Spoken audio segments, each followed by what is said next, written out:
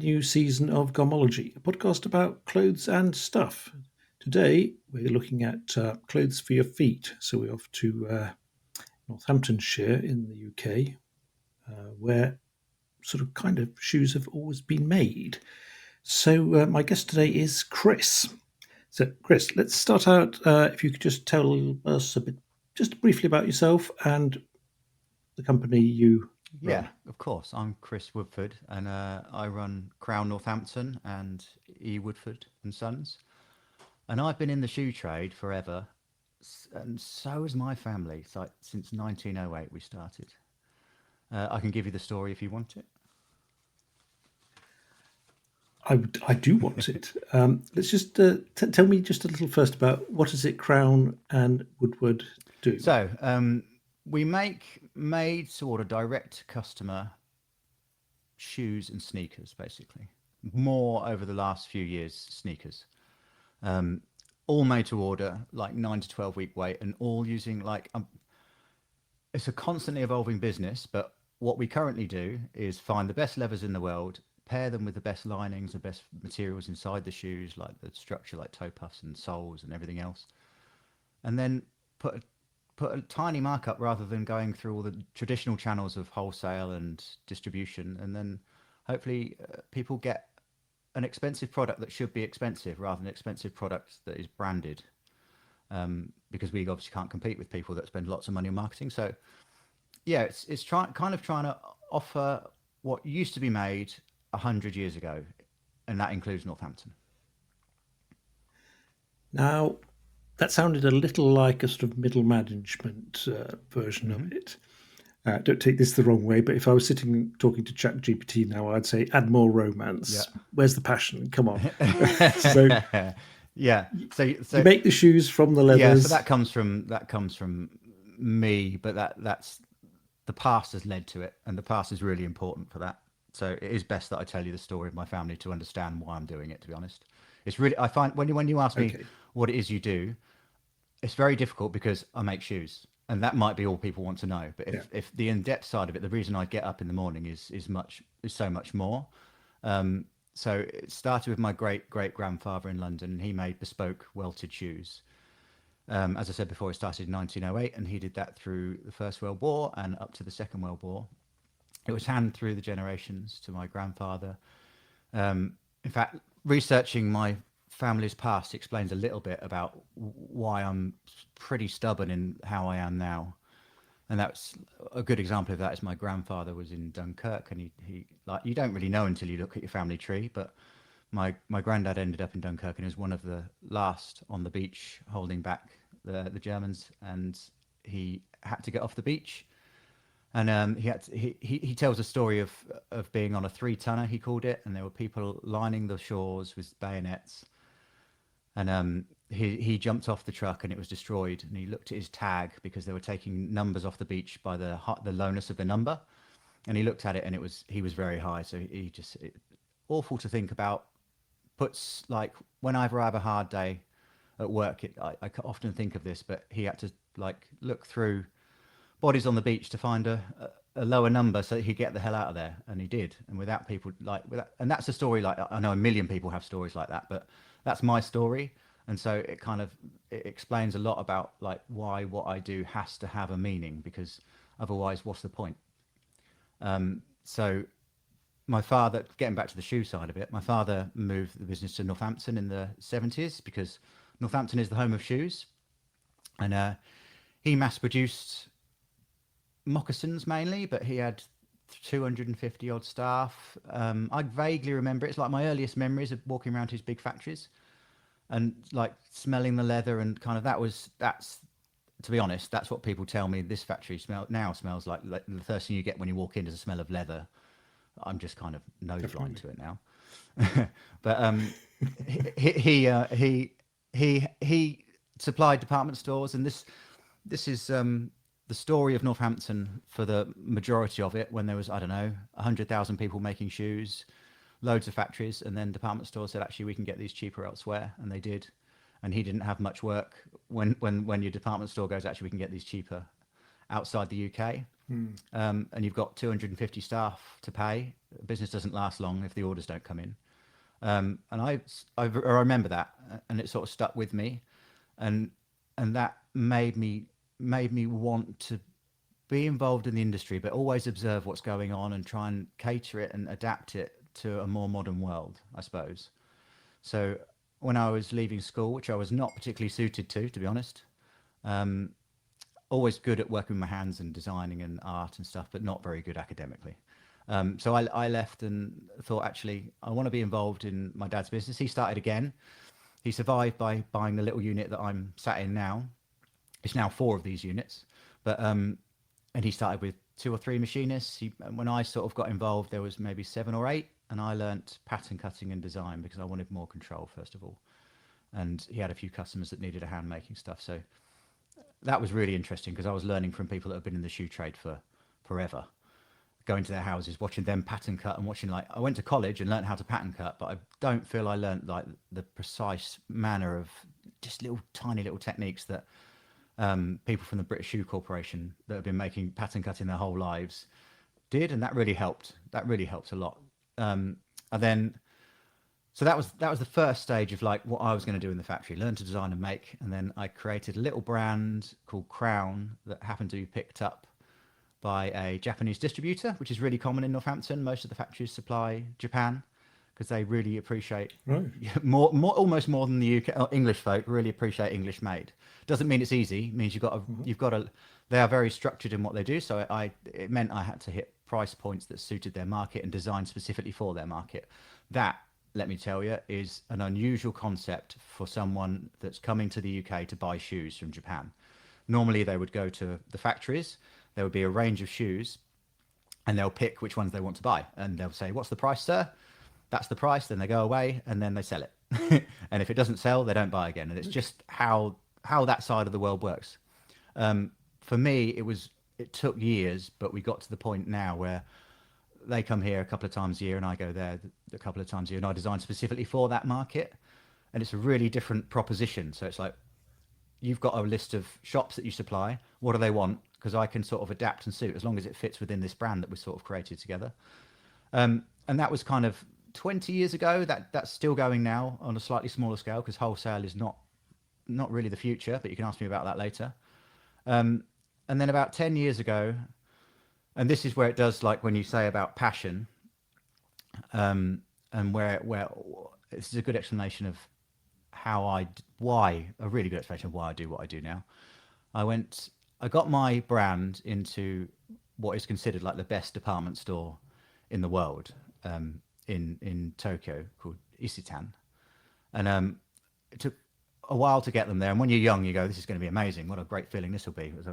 And I remember walking in the store and feeling stress and like just the thought process because of, and this goes back to like understanding why things happen. Like my dad lost his business and understanding it and why I've done all these things. And I ended up with my shoes, with my brand. I had a brand created and thought, now I've got to keep them there. How do they stay there? It's not like the people buying them off the shelf are educated about what they are. They're just on a shelf. And it's really difficult to like, I'm reliant on my distributor, their wholesalers, the stores, and them perhaps being in fashion at the time. And it's like, I had more control, but it still, I still felt like my staff needed more security and I needed more security because of that. So the way I think, because when I first started, I was on a clicking press cutting shoes. And in fact, I was doing that like when I was like 7 or 8, but, when I first started properly, I was cutting, and I'm still that person in my head. Like I want that person in a factory to not feel like it's just a factory. I want to feel something more, and have job security. So, when I got back after that trip, after getting the stuff on the shelf, it was like, it was great. Don't get me wrong, but it wasn't the buzz I was looking for. And then this is the opportunity I had that none of the factories have had until the last like 30 years, 25 years, is the internet and having a chance to sell something direct. And that was when I thought, actually, if I have, I don't know, 1,000 customers, well, that's much more secure than one distributor. So when I got back, the first thing I did was change. The brand was Crown, But when I came back, I set up Crown Northampton, because Northampton is like, that's shoes. Like, weirdly, most people in the UK, well, not most, but half I'd say know what Northampton's about, but more people outside of Northampton actually know what it's famous for, which is odd. But yeah, that was when I realized that I needed to sell online. I needed to like make something I would want to buy, and hopefully I can explain to people why it's worth it. And so 10 years ago, I designed a sneaker. My pattern cutting came to fruition a little bit, but I am, as you'll find out as you talk to me, a little bit.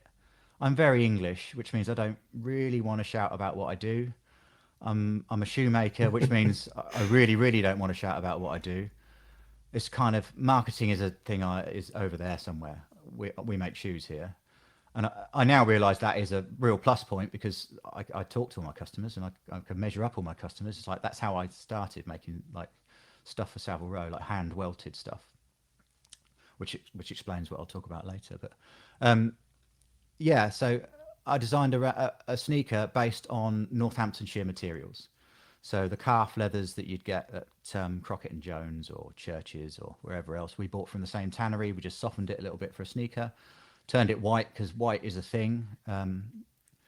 Not particularly my thing, but I understand it is a fashionable thing. And if I'm going to do it, I'm going to use the best I can to do it. So I did. Got a last made, because obviously we've had a long relationship with Springline up the road. They're amazing, but they're the last makers in the country. So luckily they're 10 minutes away, because that's why I'm in Northampton. It's where everything is. Unfortunately, there's no tanneries left in Northamptonshire. In fact, the last tannery that shut 10 or so years ago, Dickens, I've got their tanning drum in my reception. It's turned into a block of flats, and I went round to see what was going on. And this is a good explanation as to how I do business, that different to most. A normal business is, here's a figure. If I was to set up a factory and I didn't know how to make shoes, I'd say, how much does it cost? What do I need to make it for? Where am I going to make it? And it's a bit like how people view old shoe factories when they're now empty and they can turn into flats. They go, here's a building. How much can I sell the flats for? Let's get it done. What's that crap in the corner there? Doesn't matter. Whereas one of those things in the corner there was a 150-year-old tanning drum. And it's like, well, it's so sad that kind of gets lost somehow. There's a longer debate to be had about that, about like how the world has changed so quickly. You and I often talked about it a lot when you were here, when you came to visit us. It's like, I'm almost anti-modern world. Like, stuff takes 9 to 12 weeks to be made. The leather sometimes takes a year to tan if it's bakers. The cordovan we use is so hard to work with that it's not really financially viable. We don't make any money, but we give people a job and a career, and that's what I care about. So there are no figures in what I do, other than let's make something using the right materials, and in some cases using insanely expensive but beautiful materials, the opposite to what people used to do when they were dictated to by shops or distributors, and go, this is the price this costs. If we sell it for this, we can carry on growing, and I can give people more careers. So after I'd set up this online brand, and it went pretty well, we were lucky enough that people were actually like reviewing them. And this is back in the days before there's affiliates and everything else that's more, I mean, they were involved, but they weren't as crazy as it is now. And people would review them, and obviously they'd hold them next to a shoe they bought off a shelf and go, wow, this is so much better than a shoe on a shelf. Well, it's going to be, because it hasn't got all their margins in it. And I'm not trying to sell it like, I don't know, a high-end designer brand would be sold for, because it's not that tax. It's not that Prada tax or whatever else tax, Yves Saint Laurent tax that you get on other stuff. I don't have a brand that's well known, so the product has to be well known. And also, if I'm selling it to someone, I want them to wear it and go, actually, this is amazing. I'm going to tell my friend about it, and they're going to buy it. And that's all I kind of need, is slow and steady growth. It's not a figure in a machine. I buy a container load of it, and then I have to sell it at this price, and then costing that. Actually, if that doesn't sell, I put it on sale at this price, and there's the end result. It's just, I just don't know how to think like that. And also, it doesn't do any advantage. It's no advantage to any of my staff if that was how it was done. And so, through circumstance, through my family's experience and through their hardy way of wanting just to get through and get by, and the privilege of being alive, and actually wanting to make other people's lives a bit better. To go full circle on that Japanese story, when I saw my shoes in Isitan, I still work with the same distributor. He understands me, a great relationship. I now fly over with my hand welters to Isitan, where we put on a display where people stand around and watch us making individual pairs of shoes to sell direct to the consumer. It's like a really unusual business model that's just evolved. It evolves still today. Like when I first set up selling online, I didn't measure people's feet up like I did 30 years ago for bespoke, but now I do all the time. Every day we get, crikey, it must be like 7 or 8 images of people's feet and a tracing, and I can work out pretty much what size they are. And then there's a few back and forwards, like, how do you like your fit? And it's just such a rewarding process. But personally, the most rewarding part of all this was the guys that I had. My old lecturer that taught me how to hand last, 30 years after he taught me, he was 80, named Len. He came in for 5 years teaching 2 guys here how to hand welt shoes, because there was no one else I could find to teach them, and because he's bloody good at it. And after 3 years, I'd say, one of the lads came to me, and he'd been at a couple of other factories, and he came to work for me, and he had done a hand welted, traditional welted shoe, and went, look what I've created. Like, look at this. And it's like that feeling I got from that was what I didn't get from a shoe on a shelf. And that's really changed my approach. Like, and the more I talk about it, and the more I kind of think about how it's progressed, the more I, as you observed, have a spring in my step when I get up to go to work. And the more that means I want my staff to have a spring in the step when they get up and go to work. Like, he's rather than it be traditionally, as my memory is of a factory job, is something you go to if you can't go to uni or college. It always was that way. Whereas now I want people to, like, people come here and they can be multi-skilled. They can learn loads of different parts. They can make things that are so unusual and so rare. It's kind of the advantage of the disadvantages of the past of having to reduce production, was this none of us left anymore. And there's certainly hardly any that actually make from start to finish in Northampton or in the whole of the country. And yeah, and even if they do, some of them say they're made in England and they're not. That's another conversation. It's like, how do you, yeah, that's really difficult. Yeah. The problem is I understand why factories have gone that way. I've seen it. It doesn't take a lot to do that. I mean, it's very easy with hindsight. If you want to talk, do you want to talk about this? Oh yeah. Okay. That's a topic that fascinates me endlessly. Good. It's so, from being within the industry and observing all the factories and knowing them all, it's very easy with hindsight to go, why are you making elsewhere? How did that decision happen? And I think, like, after thinking about it a lot, because what I make is so expensive, it's so difficult, but I am able to tell people why it's expensive and takes, I don't know, some of the sneakers take 50 hours to make, so I can justify the price point by saying it takes 50. I could even film it and show why, and each individual job, and explain all the materials. They didn't have that. They had probably hundreds of staff that needed work, and the people buying the shoes were saying they're too expensive because actually we might get, just like my dad was told, we're going to go somewhere else to buy this stuff. And they've gone, well, actually, what price does it need to be? I mean, don't get me wrong, there must have been some selfish people that said, actually, I'm going to buy this cheaper somewhere else, or this component slightly cheaper and make it a bigger profit margin. But it's just so expensive to make in the UK, and it got much, much more expensive. The less people there were, the less opportunity, the less things there are to buy, the less leather merchants there are to buy stuff from. The more the tanneries shut, the more expensive stuff got. And I don't think a lot of factories have a choice, or had a choice. I think it's different now, because if you are a factory making in the UK, just show it. And if you're not, just say the bits that you're not. It's not bad, because you're probably using a good factory somewhere else, and you can explain why it's cheaper and let people choose. Because I'm the extreme. I am I will only make here. The boxes are made like in Leicester, half an hour up the road. The dust bags are made locally. The knives that we used to cut the knives, spring liners up the road, they make all our lasts and shoe trees. Everything costs more because of that. But I can explain that to people. That doesn't mean I can like fulfill the like demand, and that doesn't mean like enough. I understand that that limits who I can sell to. If I'm selling a sneaker for £300, like our basic level is £300, and it goes up to 2,000. And I know not that many people can afford a £2,000 pair of sneakers.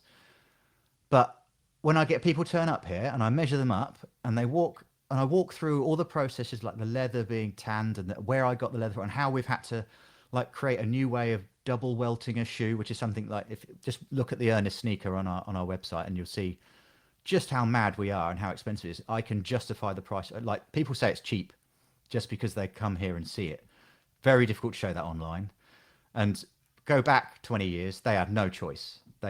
We've got these staff, we need to keep them employed. Perhaps if we buy, I don't know, a welt from Italy or Portugal or somewhere else rather than an oak bark tanned one in the UK, it might save a couple of quid and we can carry on selling it for the same price point to our distributor.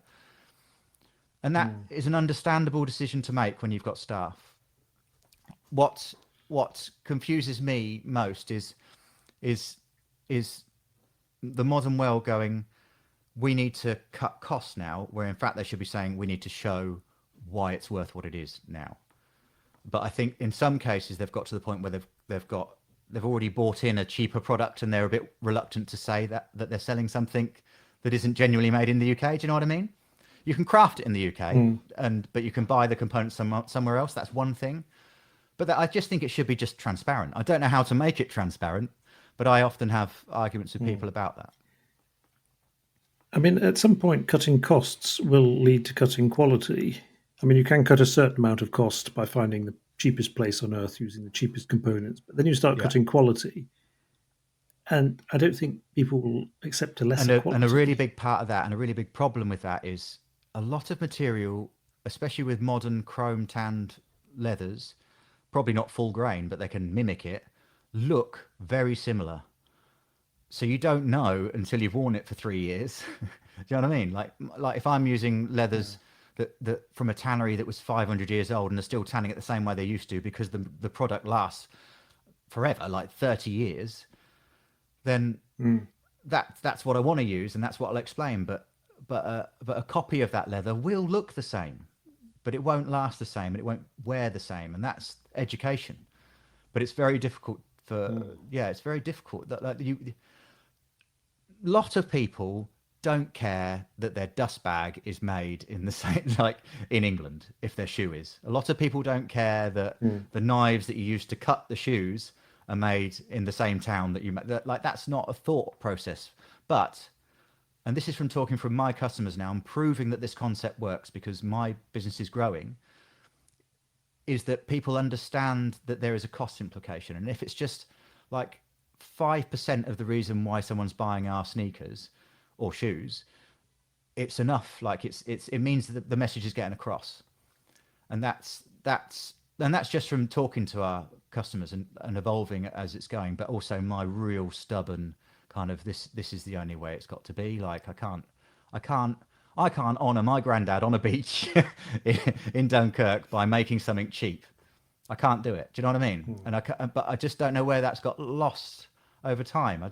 I understand all those processes, but the thing I was going to say to you is I don't know, 5 or 6 years ago, maybe longer, I was talking to a guy this is big corporate business, and I don't come from that world. And that's another part of what damages an industry, because the shoe trade in Northampton, I think if you end up having to sell your business to survive, you've got to just watch that. As in, you can't watch it. You've just had to make a choice and do what you have to do. But are the people buying it because it's a really great product, or are they buying it because it's a really good brand? And in which case, what happens? Do you know what I mean? What if they don't understand how anything's made? Like, and you kind of have to be in Northampton and have lived here and have picked up the leathers and the shoes and know the people to know the value of it. Do you know what I mean? It's difficult, and most factories that are bought or sold by a bigger brand, the price will go up, and it will be just changed as a business model to be sold to different markets where they accept the tax for wearing a designer brand, whereas most of the people that bought those shoes I'm sort did of not. getting. I think you're sort of specifically thinking of one recent sale now, are you? Um, oh, here, yeah, yeah. Well, yeah. So, yeah, that's sad. Am I allowed to talk about Yeah. that? Oh yeah. So, a few people that now work for us are from churches, and they're really, really lovely, great shoemakers, and they really, really, really appreciate the fact they are appreciated. um, a consequence of my business model is it's no longer. I suppose the best way to describe it is it's not like, especially from the staff at a factory like churches where they make good quality shoes. Um, they make the same thing over and over and over again. They'll get 1,000 pairs of the same style, and that will be their job. That means they're really good at that job. But it's I don't think if I'm that 16-year-old on a press again that's fulfilling enough for me. So now I've got machinists here from churches, from a couple of other factories, but most of them have been here forever. That have a box of shoes, and in that box are 12 different orders for 12 different people, and they're in different leathers, and they're different styles for different lasts, and it's got the name on the ticket, and they have to pick it. They have to. There's no choice. Pick it up, look at it, and think about it before you machine it, and kind of feel that, like, the leather, I can't get any better, and they can feel the difference and like, and they can voice back to me they're part of something. And so it's totally changed their job, really. Like the way this business has sort of changed from, like, even what my dad did, where it was all, I don't know, piecework. And it's like, if I imagine, like, if I don't think it's viable, to be honest, a factory as it was 30 years ago in the UK is another reason why factories have to change. I just wish they would change. I would just wish they would show the value in a different way, rather than say, this is the price, go and just sort of, oh no, I've got to sell it, so I need to use something cheap. Just go, this is amazing because of this, and this. The story I was going to tell you about, sorry, I keep jumping a little bit. I'll go back to the other machinist in a minute. The story I was going to tell you was a gentleman that worked, his job was to save £2 million from Boeing, was what he was saying, big corporate world. And he said, he looked through the brochure of all the jobs, and he's like, there's a job here that's called hand polishing. It's like, and it costs millions. What is it? And they're like, it just means they hand polish the wings. He's like, I could save this company millions of pounds by getting a machine, adapting it, fitting it. It'll cost a bit more as an outlay to start with, but then you won't have to pay all them people to hand polish the wing of a plane. And in my head, as he was saying it, because he was using that as an example of how business works, in my head, and this is where I realized I am not a businessman in that way, I just thought, why don't they just say their wings are bloody hand polished? Like, that's amazing. Like, video it, show it. Like, why don't you give the value to it and then explain to your customer they have to be hand polished because of this, and this, and this, and this? Because the more automated the world gets, the more soulless it gets, doesn't it? It just, ironically, most people that come here that travel a long way are normally working for Meta or an AI sort of field because they want to see people actually making something. What does that tell you? You know? Yeah, there's an Yeah. irony there. And so, because of that, and because of my past, and because going back to the machinists, yeah, the bigger factories that, like churches that were bought out by Prada, used to be 300, 400 staff there. Now it's 100 staff because they just changed. They just didn't appreciate the staff enough. Like, and another great example of this, like, is when I first started, I used to make shoes for London, like bespoke shoes, really expensive shoes, and this is how old business was done. There was always a massive divide between the owners and the people working there, and I'm trying my best to make that less and less and less. That means I have to get paid less, but that's life. But they have to get paid more in order to have a job they like and that's sustainable. And I remember that I made bespoke shoes for London, and I used to get a last and a pattern, and I would hand cut it. The leather wasn't particularly amazing. I used to think, this isn't, like, people are paying thousands of pounds for this. It's not that amazing, but it is what it is. Customers obviously accepted it because I'm making it.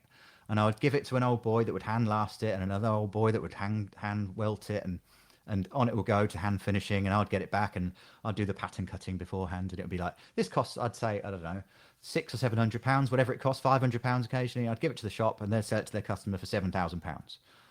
And I always thought, like, I get it, that's business, that's people utilising the asset. And don't get me wrong, having a shop in London is going to cost a lot of money, and their clientele are going to be probably really demanding, and there is a tax for that, and they do have to, and that they accept, everyone accepts that. You can't get that shoe without that.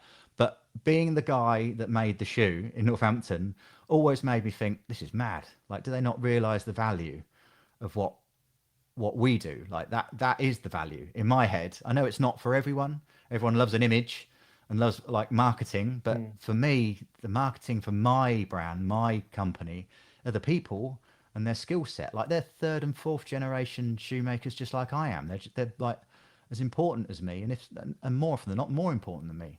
When I'm designing anything new, like a really good example is the hand welted shoe we just did.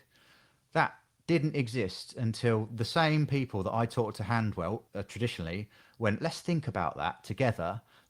As a factory, let's work out how we can hand welt a sneaker that looks like a sneaker rather than looks like a shoe. And that took so long, and it's so unorthodox from a factory owner and their factory staff saying, let's create something together. Normally it would be, right, I've got to design something. How do I design it? I know I need to get in a designer, and I need to get in a pattern cutter, because if I was from a fifth generation successful company, that would pretty much be my job. I'd obviously know that I have a great product. It'd be very difficult for me to visualize anything different to what we already sell, because I wouldn't understandably have that skill set. I'd have a great skill set in employing and understanding what it is I sell, but I wouldn't be able to, like, diversify, and I certainly wouldn't think to get everyone involved in creating stuff, because sometimes that's difficult anyway. If you've got hundreds of staff, it's much harder. But for us, being such a small team, there's only like 24 of us, I can tap into their knowledge, like their generational knowledge. When we did the Woodford and Sons, and I was using a guy that was 60, he's 69, Bob, still use him, and he hand bevels the end of the shoe, but the end of the sole, and he's doing it because I said, what did your granddad used to do? Not how much does that cost to do that, or what is it? It's just like, just all those old traditions that are just going to disappear. How do we get them accessible to modern people? How do I show? So now I could film him doing it and show, like, we're going to stop motion film a sneaker being made, because it takes 50 hours, so you can see how it's made. And that again is an adaptation that I think factories that are still surviving here, that need to appreciate their value and how important they are, they should just be really transparent. Just let people in, just let people see what they're doing, because it's so skilled. I know there's health and safety involved, but just like in our factory here, I'm sitting in a showroom, I can look out the window, and that's the closing room. People, when they come for a fitting here, they can literally stand and have a cup of coffee and watch a guy hand welting like they did 150 years ago. That's really, really cool, because, like, where else can you do that? And that's like our tradition. Like, if I wasn't doing it, it wouldn't be happening, and that's really sad. There's no longer the colleges bringing, like, it's just not an industry creating jobs anymore. And we've recently we're taking on a couple of staff, and that's interesting in itself. Yeah, that's a good explanation. Sorry, I'm going on, but is there anything else? That's wonderful, wonderful. Let's look back 10 years, because at the time you were making traditional welted shoes, but you wanted to make something new. What made you think of welting a sneaker? Because that was kind of an out-of-the-box situation. Yeah, I that's don't a think anyone very else was much welting sneakers. a couple. Yeah, so when I researched it, I don't do much research, because I've got all the talent and skill I need here. So it's just kind of the only thing I do is design based on the material and the skill set of the staff, rather than how it looks. It just ends up looking the way it looks because I'm just trying to show that off. But that came about from the modern world, is the short answer. I had an influencer get in touch and say, I think he had or he'd seen a pair of cordovan sneakers that we do. Cordovans are like a really famous leather, really hard to work with. Yeah. And he said his words were, "I'm getting in touch because you make the best sneakers in the world," and I'm again that Northampton Englishman who just went, "No, I don't," because I make the best cup sole sneaker in the. At the time, we made the best cup sole sneaker in the world because it's using like the best materials, and we're using oak bark, toe puffs, and stuff. Everything like the best I could possibly find for each, based on the history of and all our knowledge of Northampton and its history, is what I created. So it's the best cup sole, but in my head, it's like that's not the best sneaker in the world. If I was to make the best sneaker in the world, what would I do? And that's where the thought process came from. So obviously it has to be traditionally Northampton welted and not like machine welted is amazing in itself. Actually, if you see people doing a job in a factory, proper like ribbing or anything, welting is they are so talented. They've done it for so long and they make it look so easy, but have a go, it's hard. But if it was to be the best, I had to hand welt it, and because I'd set up Woodford, I knew I had the skill set to do it. And because I had great relationships with tanneries and I knew which were the best leathers and the leathers I really wanted to use to make it kind of the most English possible sneaker, I suppose, and the most, it's all about Northampton really. So it came about through testing how we could make a sneaker welted and still look like a sneaker. Because doing the research, I noticed that lots of people say it's a welted sneaker, but actually it looks like a sneaker upper on a welted sole unit, and you can trim it really tight and it looks a bit like a sneaker, but it doesn't look like a cup sole sneaker, which is what I kind of perceive a sneaker to be. And before we go on any further, with anyone that's thinking what's the difference between a sneaker and a trainer and why don't you call it a trainer, I would love to call it a trainer because that's the English thing to call it. The whole world calls it a sneaker, so I can't. That's basically it. So what you were talking about now, was that the new Ernest hand welted sneaker? Because I was sort of thinking more back to around 10, 12 years ago. For the hand welted traditional way of making stuff. Yes, when you sort of first introduced your Crown Northampton sneaker at around £300, which doesn't seem that expensive, but decided to do it using traditional welting techniques, which, I mean, no one else, I don't think, does. It's all just glued together, and because there are advantages to welting it as well, aren't there? Yeah. So our traditional £300 sneaker, to correct you, isn't welted. It's hand lasted, but it's sidewall stitched. Okay. It doesn't need to be welted because it's a cup sole. So a really important thing to, it's fine. A really important thing to know about any part of shoemaking and what anyone's saying about it when you're researching it, and it's very difficult to understand if you don't know like about construction, is always just go, why would you do that? Like, why? So when I first designed a sneaker and I wanted it to be £300 to be viable, because I already had a successful factory, I could feed in 1 or 100, or well, maybe not 100, 10, and it didn't matter. So it was a really cost-effective way to start a business. I wanted it to be at the price point of £300, and if I was to welt it, that's not possible, is the short answer to why it's not welted in that regard. But I can still use the same materials, and I can still hand last it, and we have to hand last it because every shoe and every last and every leather is different, like we were saying before about the machinists. It also reflects in the lasting department when they're pulling it on. Each last, each foot, each order is different, so they have to adapt the last to suit people's feet. It's no longer this goes a bit against, like, away from what you were saying, but just while I'm thinking of it, each sneaker is made to someone's foot shape, and we have 3 different fittings of each style.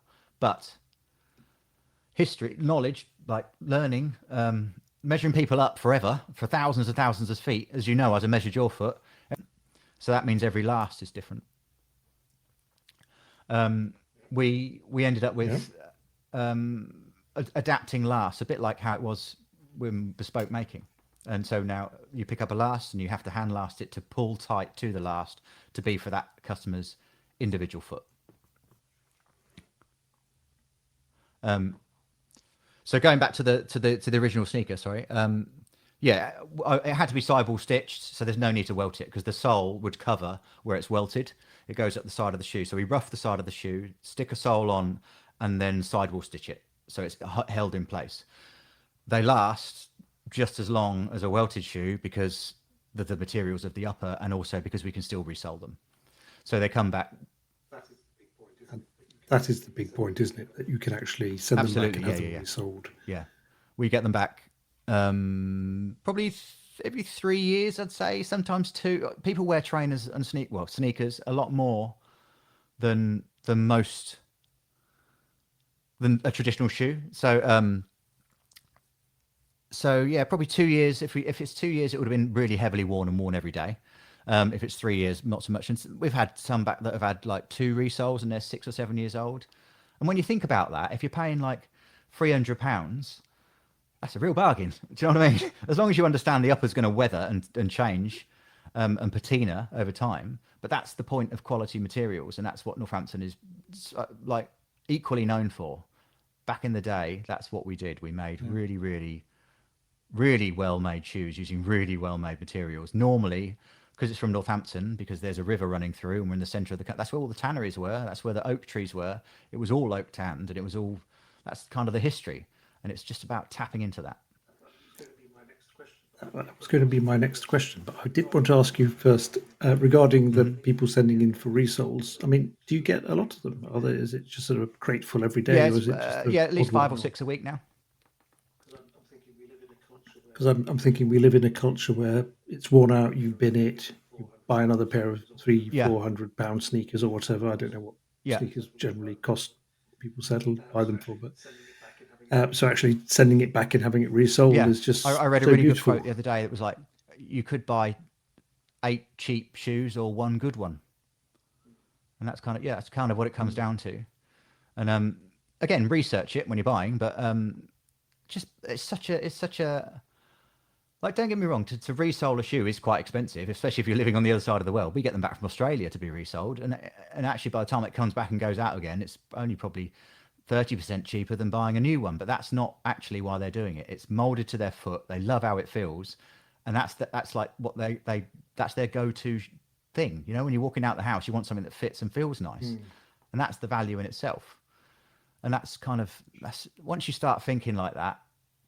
So 10 years ago, when we started selling online with that first cup sole sneaker, the first process of that was utilizing Springline and going, actually, what would be the right mold to use before we get into making what would be the right last to use before we get a mold making for the cup sole? It's like, how do we get the fit right? It's really important. And actually, and at the time, again, this is I'm a shoemaker, and that's all I really wanted to do. It's changed a bit now, and as everything does in life, as you grow old, perception changes and reality changes because of that. Back at the time, I just wanted to make stuff and not really talk to people because it's quite awkward, isn't it? Like talking to imagine that.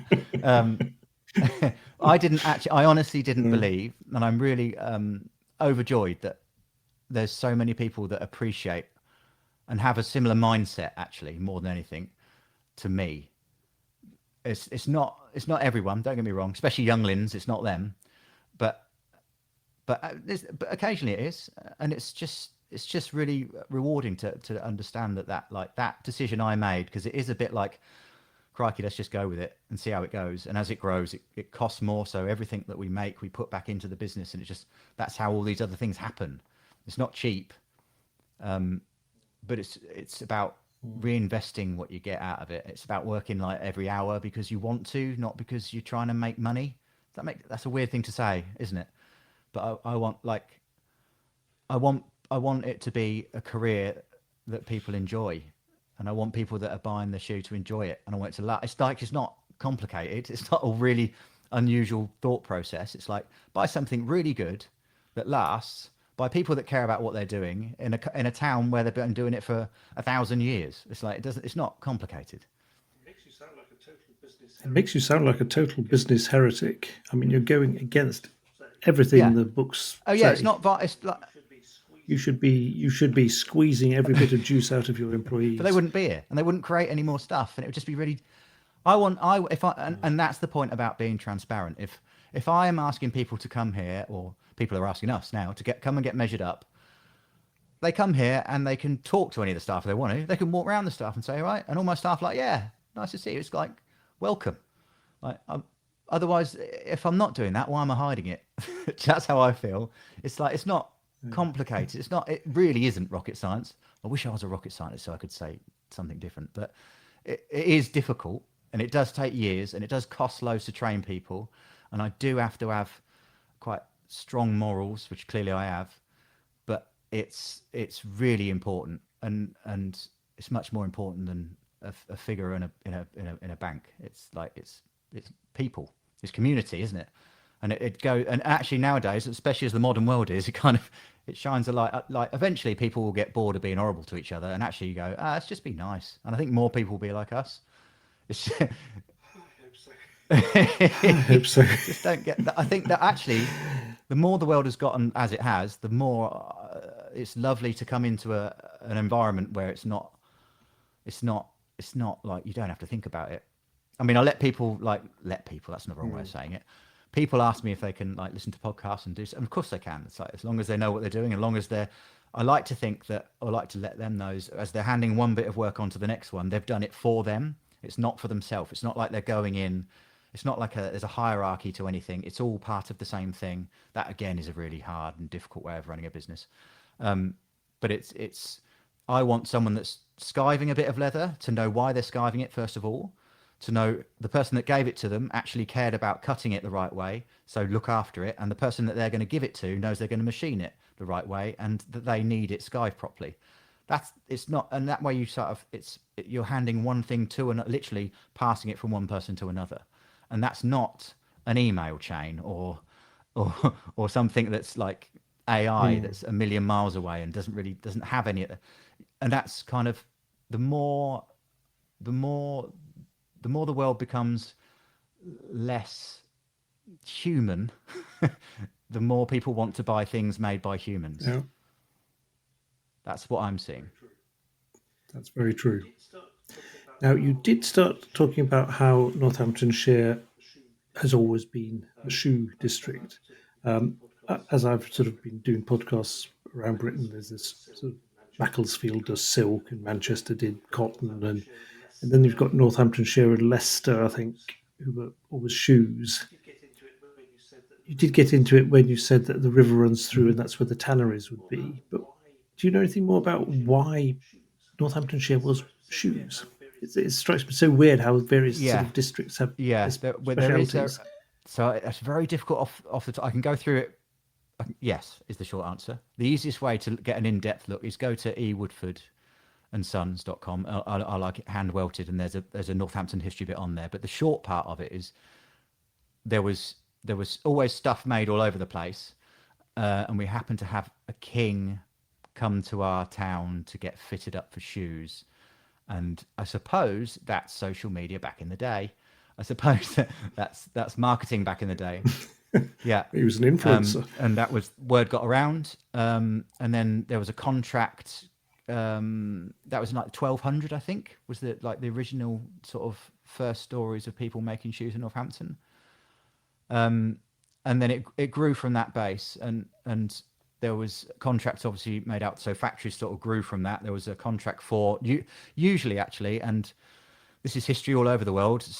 The biggest contract you're ever going to get is from the army, or from government at the time. And so that's what would have happened. It would have been, I got these shoes. The king gets his shoes from Northampton, so let's put in an order. Let's find a factory. Let's see how that goes. And that goes all the way up to war in the First and Second World War in Northampton. That's basically all the town did. But it all stems back from then, and conflicts before then, where they were like, we need 600 army boots. Where do we go to get them? Oh, hold on. Didn't the king go to Northampton? And I think that's my take on it. I mean, there's loads more to it, but that there would have been, there's a river obviously is required because tanneries use a lot of water, and there would have been forests and woodland, and you need oak, or you need bark, not necessarily oak, to tan the leather. And it would have been, there must have been something before that, but I don't think it's documented. It's a little bit like me using the tannery in Devon, Bakers, and saying when I went to film the video there of like how they make stuff and why I'm going to use it, I was like, how long have you been making leather here? And he said like 180 years. I was like, how do you know you're doing it the right way? And it's like, well, it's like, well, it's been a tannery for 500 years, and I can't. He kind of intimated that they must have had to have tried a lot of things before they got to that point. And that's like, some stuff gets lost in history because it just sort of is. But the reason Northampton's most famous for it is because of royalty. It's because they came here, and then it's because of wars and conflict and people. I'm sure there'll be a million people telling you now, or a million people that know a lot more. Like I know, and I've known it and had to learn it, but that's all somewhere over in this side of my mind. But the history of the town is like so important, because whenever I'm designing something, like we've got a museum in Northampton town, that's another good place to go and learn about our history.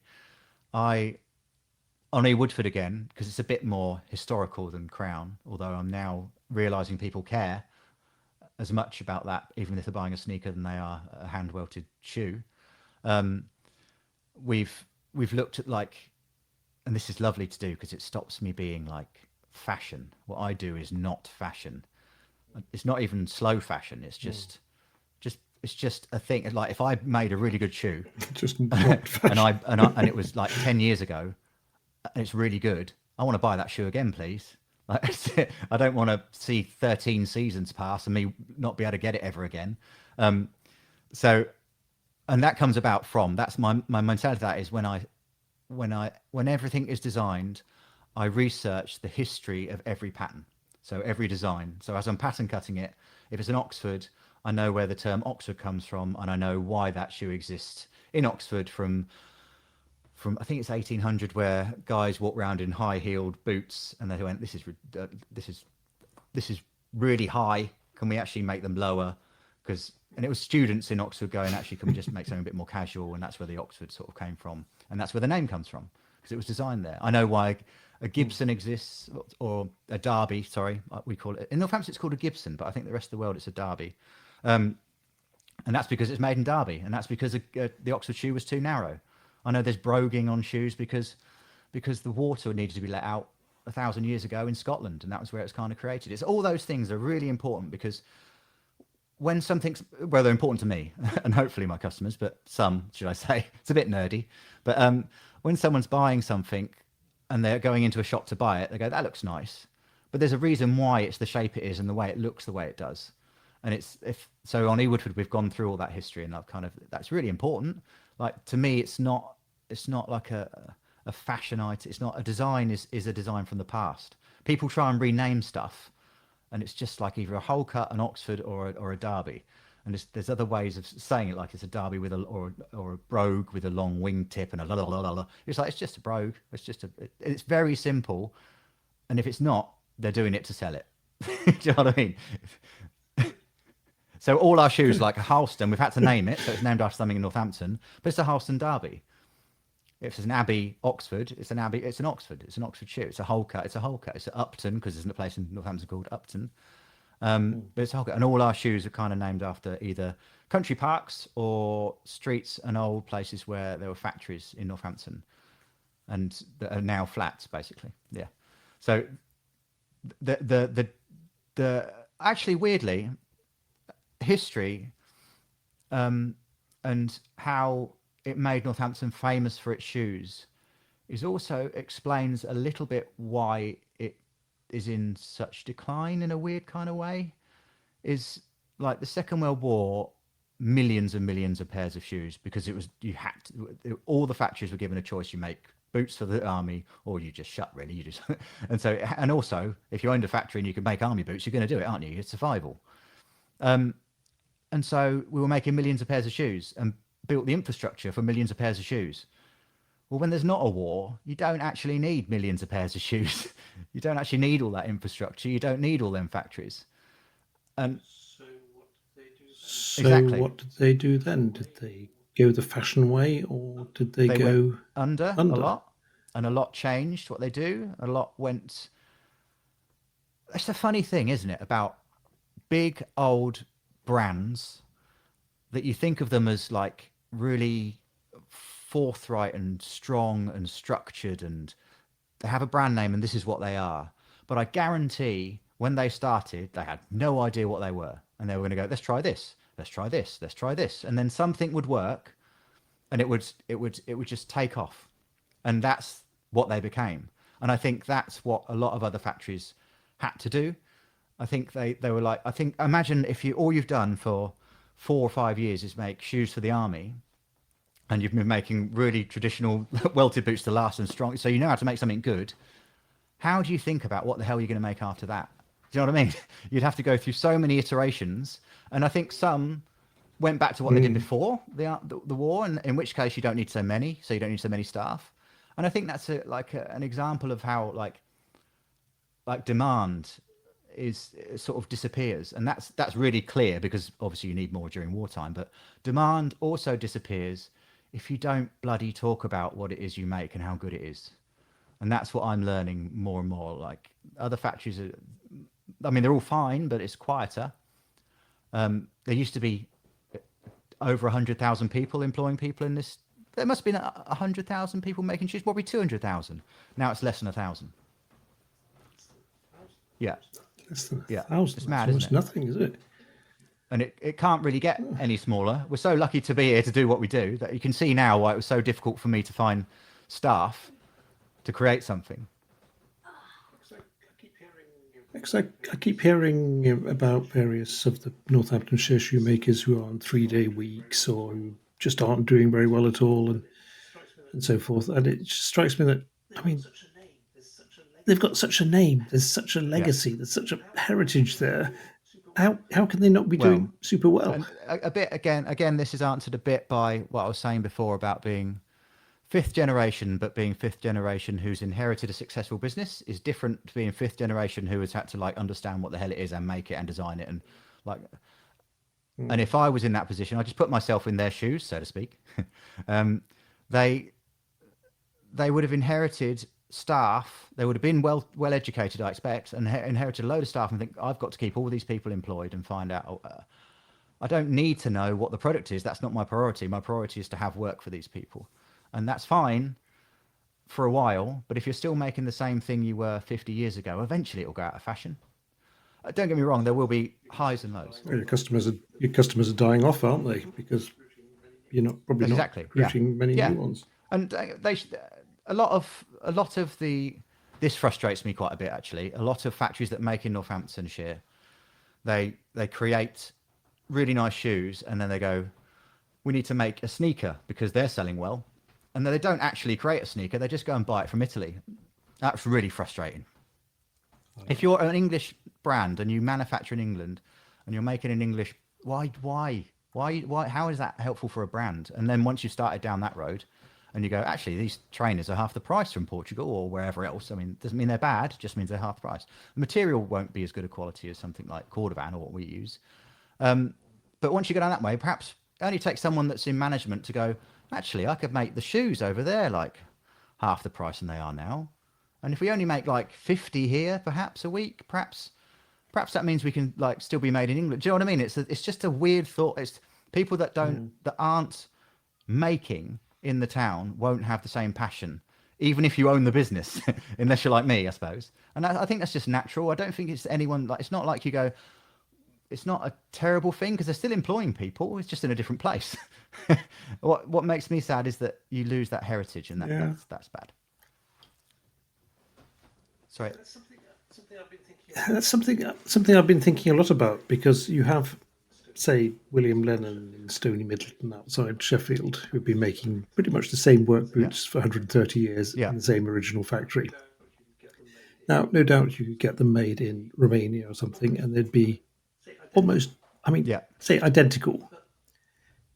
But there would still be something essential lost, because they're not made there in the original factory, on the original machinery. And that's the point I think many don't get. Probably a lot also don't care, but for those who do care, it's totally essential. It's really important, and so important, and also adds a margin. If for example, if I take any one of my sneakers that costs whatever it costs to make, and I get it made in, I don't know, Romania or wherever they're making uppers and things now, that they now need a margin on top of the manufacturing cost as well. There has to be a cost to the people making it. So where do they get that margin from? Do you know what I mean? So they might have to use slightly cheaper materials. They obviously pay people less. And I think the biggest fear from doing that is you lose the creative part. Like the machinery is really important. How to work it's really important. It's very difficult to tell if you take a shoe apart where in the world it was made, unless it's you're still wearing it like 10 years later, and then you know it was made in a good factory. It was good materials. But there is such value to having something made in a factory where people have an input to that factory. If I had this stuff made in Romania, I don't speak Romanian. I can't work with the guys in the factory there. They might have great ideas, I don't know. But also the person that's making it for me, they just want to make what I'm asking them to make. And my biggest like fear of that is like, okay, you've moved work abroad, you found a good factory that's selling it at a price point. Well, what happens when that factory gets to a level where you're not like using cheap labor? I know it's not horrible. It's just that's factually what you're doing. Well, what happens when their labor or when their economy gets better and stronger and stronger and stronger? What happens when their staff have rights and demand more pay? What do you do then? Just rather than saying we make them in a brilliant factory in India or Romania or wherever else, do you go somewhere else a bit cheaper and say now we make them in a brilliant factory in such and such? Do you know what I mean? That's the story of that's the story of offshoring, isn't it?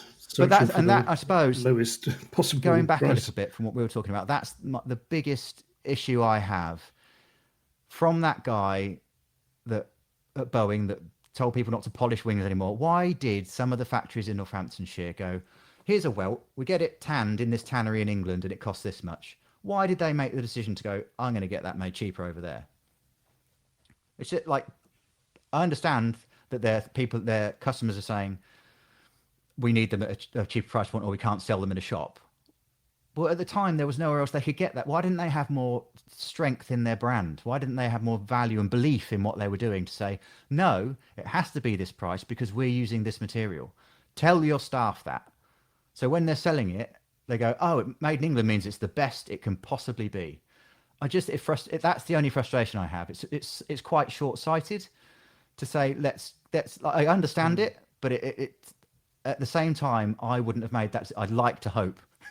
I think, although if you're not in understanding all the components and why you're using them, you're a big company and you have a purchaser, a leather buyer, and everything else. Perhaps the leather buyer made that choice. Perhaps someone else out of the realm of the person that owns the company made that choice. Do you know what I mean? And it's on tiny decisions, big circumstances. That's how I see it. So my tiny decisions are always, does it hold strong to my values? And if it does, then it's fine. And so I can't ever get anything made abroad. I can't get the boxes made elsewhere. I just can't. They're like probably 3 times I've never looked. I'm sure I could buy shoe trees at a quarter of the price, but then I wouldn't be supplying. This is another good point. Springline in Northampton make beautiful, beautiful wooden last, beautiful shoe trees. They take ages to make. If I order them now, I've got to probably wait 3 months. It's quite frustrating, but it's beautiful. Things should take time. And I know that they are always asked for fittings for big brands, and they do all that like technical side. They give them a last, and the bigger, well, it's not even big brands. Some smaller brands will go, okay, there's a last. How much do the last cost to get made at your place? And they'll be whatever they are. And they'll go, actually, I'll get the last made in Europe somewhere. So even the people making here are buying in, outsourcing the stuff that they use to put the uppers on. And it's just like, why are they doing that? I feel like because I'm buying lasts and shoe trees and working with Michael at Springline to develop lasts, I feel like I'm subsidizing all these brands that are getting stuff made elsewhere. Do you know what I mean? It's really sad, but it's just again, it's just fact. And it's not like, I don't You've asked me, so I've answered, I suppose, is the best way to describe it. Yeah, yeah. But it's all interesting information. So I wasn't aware really that Springline Yeah, also makes shoe trees. So then you can get a shoe tree that is exactly the same as the exactly. last Yeah, used to make the shoe, yeah, which is perfect instead of yeah, using a generic shoe tree, which will yeah, over time maybe deform yeah. your shoe. It depends on the shape. We have three different fittings, but I don't know if that's massive. A lot of shoe trees are on, like if you buy them from Europe, they have like that spring-loaded thing, so it sort of pushes them out to the leather so that it absorbs the Yeah, moisture. A lot of our lasts are on a hinge. Again, they told me that Springline. Well, I know that's kind of the more traditional way of making a shoe tree. It's a bit more time-consuming. It's a bit more skilled. So that's what I want. So I have different collections based on different price points. So earlier on, when you said £300 is quite cheap for a sneaker, it's the right price using traditional like Northamptonshire calf leather and suedes that you'd get in all the Northampton factories, and that was my price point. When that sold well, I decided to go. Actually, what if I just make something using the best I can possibly buy to like my taste? And I like patinaing, and I like leathers that alter over time. I don't know. I just and also yeah, traditionally that's what leather would have done before chrome tanning. When everything was veg tanned, it would just age, and it would usually be brown. Like you'd have a nice brown leather or a natural leather, and 10 years later it'll be almost black. You know, it's like it patinas and changes and adapts, or really really dark brown. I really like that, but it is more expensive because the tanning process is a lot longer. The raw material, because I'm using full grain leathers on everything, the raw material needs to be a lot better because it shows all the imperfections. It's not a corrected grain, which is what you do with a cheaper leather. A lot of people say finest quality leather. Well, I don't know what that means. Just if you say full grain, veg tan, and you explain, and if I'm asked, I can tell you what region of the world the leather came from and who tanned it. That's kind of the kind of important thing to get from what I do. Yeah, so I created a range based on that, and the price is like £400 to £450, I think, using baby calf, using like really really unusual leathers, and lined in the finest veg tan calf I could possibly find. Like it's the same price as like upper leather that other places use.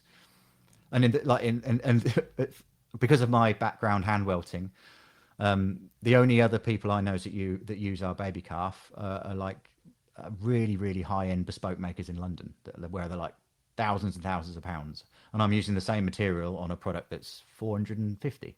So it's expensive, but it really is beautiful, and is when people come in. I had a guy in today who spent a couple of hours talking to me as I measured him up. He's like, that's so cheap for what it is that's involved in the tanning of the leather and the putting it together and the time it takes. And it's like, yeah, I know, but it's about giving a fair price to someone. It's not like traditionally manufacturing something wholesale. I suppose you think like 5 times manufacturing cost is what it'll end up being in the store, roughly. It's usually a bit less nowadays, but that's how it used to be back in the day when someone was timing a job and getting piecework involved. But whereas for me, it was like, let's just make it. If it costs 300 quid, I'll sell it for 400. It doesn't mean there's much margin in it. No room for error, should I say. But then that sold really well. Surprisingly, then I was like, what happens if I use cordovan, which is a like a tiny little shell, part of a horse, blood cell. I've been to the Horween tannery. If ever I'm using any bit of leather, I have to use kind of the best I can find of that leather. And for cordovan, it's either Horween in Chicago or Shinki in Tokyo. And yeah, I went to the tannery in Chicago, and that's a lovely way to design. That's my mind's gone again. I've gone on to a different story. But as I bought this cordovan and put it in a sneaker. I was like, well, how much does that cost? Because the shells are like £250 each, and I might need 2 of them in a shoe. It's like, oh, or 1.5, and the lining's really amazing. The sole's really. It's like, how do I value that? So I just like, I don't know, £750, I think it is, which is so cheap, bearing in mind the materials and the time and everything else involved in it. And it just turns out, I thought that was like, don't get me wrong, that is an expensive sneaker. I would not go out personally and buy a sneaker off the shelf for £750. I'd buy my own at that because I know the value of it. But I was so shocked at the amount of people that were willing to buy that, were willing to go, well, I've got a Crown Northampton at 300. Now I'm going to buy this one. And it's like, it's really lovely that people do that. It's really like, it's expensive. I'm not trying to sell to the whole world. I understand that not many people can afford that. It's a lot of money. Can I just a Yeah. little controlled question here? Do you have any sort of idea of male female Do I ratio have a among your ratio? Yeah, it's customers? probably 80% male. Yeah. That's what Yeah. I was expecting when you talked about Yeah. cordovan That is a really sneakers and guy so forth. orientated thing, isn't it? Yeah. And to be honest, Yeah. I kind of expected that, I suppose. Yeah. It's like, because it is very much traditional welted shoe material, and guys are the ones that wear traditional welted shoes normally, and historically. And cordovan was used in that, like in 1915, I think, when razor blades stopped. So cordovan was created to sharpen razor blades. When people used Okay. razor blades, and then all the cheaper blades came in, there was no use for that, so they thought they'd use it in shoes. And because it was expensive, this is my theory on it, why it was used in like dress shoes, it's because it's such an expensive material to make that it had to go an expensive product, and the most expensive product at the time was like Oxfords and Derbies and men's dress shoes, whereas now I use it in sneakers. And actually I think it's, especially in the lighter colors, better suited to a sneaker. It's just a bit more, like in the bourbon color we use especially, it's a bit more casual with like a gum sole. I think it's weird, isn't it? Something's created off of the price point that people are willing to buy something for in that sort of model, whereas nowadays it's, well, the fashion is more sneaker or much more casual. And so our sneakers, when I developed the hand stitch range, it came about during COVID. I had to, all my staff went home and I wanted to keep them in work, so I created a hand stitch sneaker. So it has hand stitching at the dogtail at the back, which is a really Northampton thing, the little dogtail, and it has it at the tabs at the front, and it takes about, I don't know, an hour probably to hand stitch it. So I could drop them off one day and pick them up the next. It meant we kept making, which is good. And it's nice that it came out of something. It came for a reason, which is good. And also my dad used to use a lot of hand stitching in his moccasins, Yeah. so it's sort of part of my family's history as well. And that all those extra things also led to extra price points, so the shoe ended up being more expensive, and so it sort of matched the cordovan. If you're using cordovan, why not hand stitch it? And that and since then it's just sort of progressed. So they say, well, but there's different things at different price points in different leathers, always the best I can get at that price point, if that makes sense. So like I can't get any better chrome tan calf leather than what I do, and it's, like I say, it's the same as what all the other factories use in Northampton, and that's what I use in our base model sneaker. And then when you go up to like the more expensive stuff, that's when the real specialist like kind of materials get involved. I could just see the sort of guy who says he wants his sneaker made in shinky cordovan. Yeah, and that guy that wants his shoe made in shinky cordovan will be really interested by the cultural difference between the cordovan as I turn it over. The shinky, like the American cordovan, is really rustic. It's got loads of marks on the back of it where they've moved it from station to station. You can see the dye where they hand dye it on the back.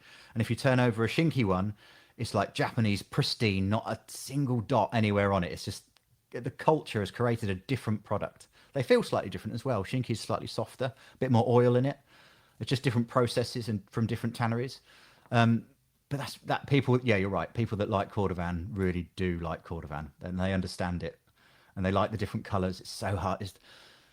I think I'm mad to use cordovan. Like if I've stocked 4 colours, which means I need, crikey, at least 20 shells. They're called shells on the shelf, and they're, like I said, 250, 300 pounds each. That's a lot of money on a shelf. It's not like a normal business model to start with a quarter and not have any sales and go, well, I'm going to just buy 4 colours of it and sit it on a shelf. But it's kind of what you do. The story that reminds me of the story I was going to tell in how we design based on material, is that when I went to Horween to look at all the cordovan, see how it was made and buy some more, I sort of brushed my hands across some really soft leather, and I was like, what's that? I like to buy leather based on how it feels first of all, and then sort of pick it up and manipulate it and see what it's like. and it was called Dearborn, and it's like a really soft. I was like, that's really cool, but I don't know. This is a really good. Yeah, I don't know what I'm going to do with that, but I want it. It's quite thick, but yet really soft.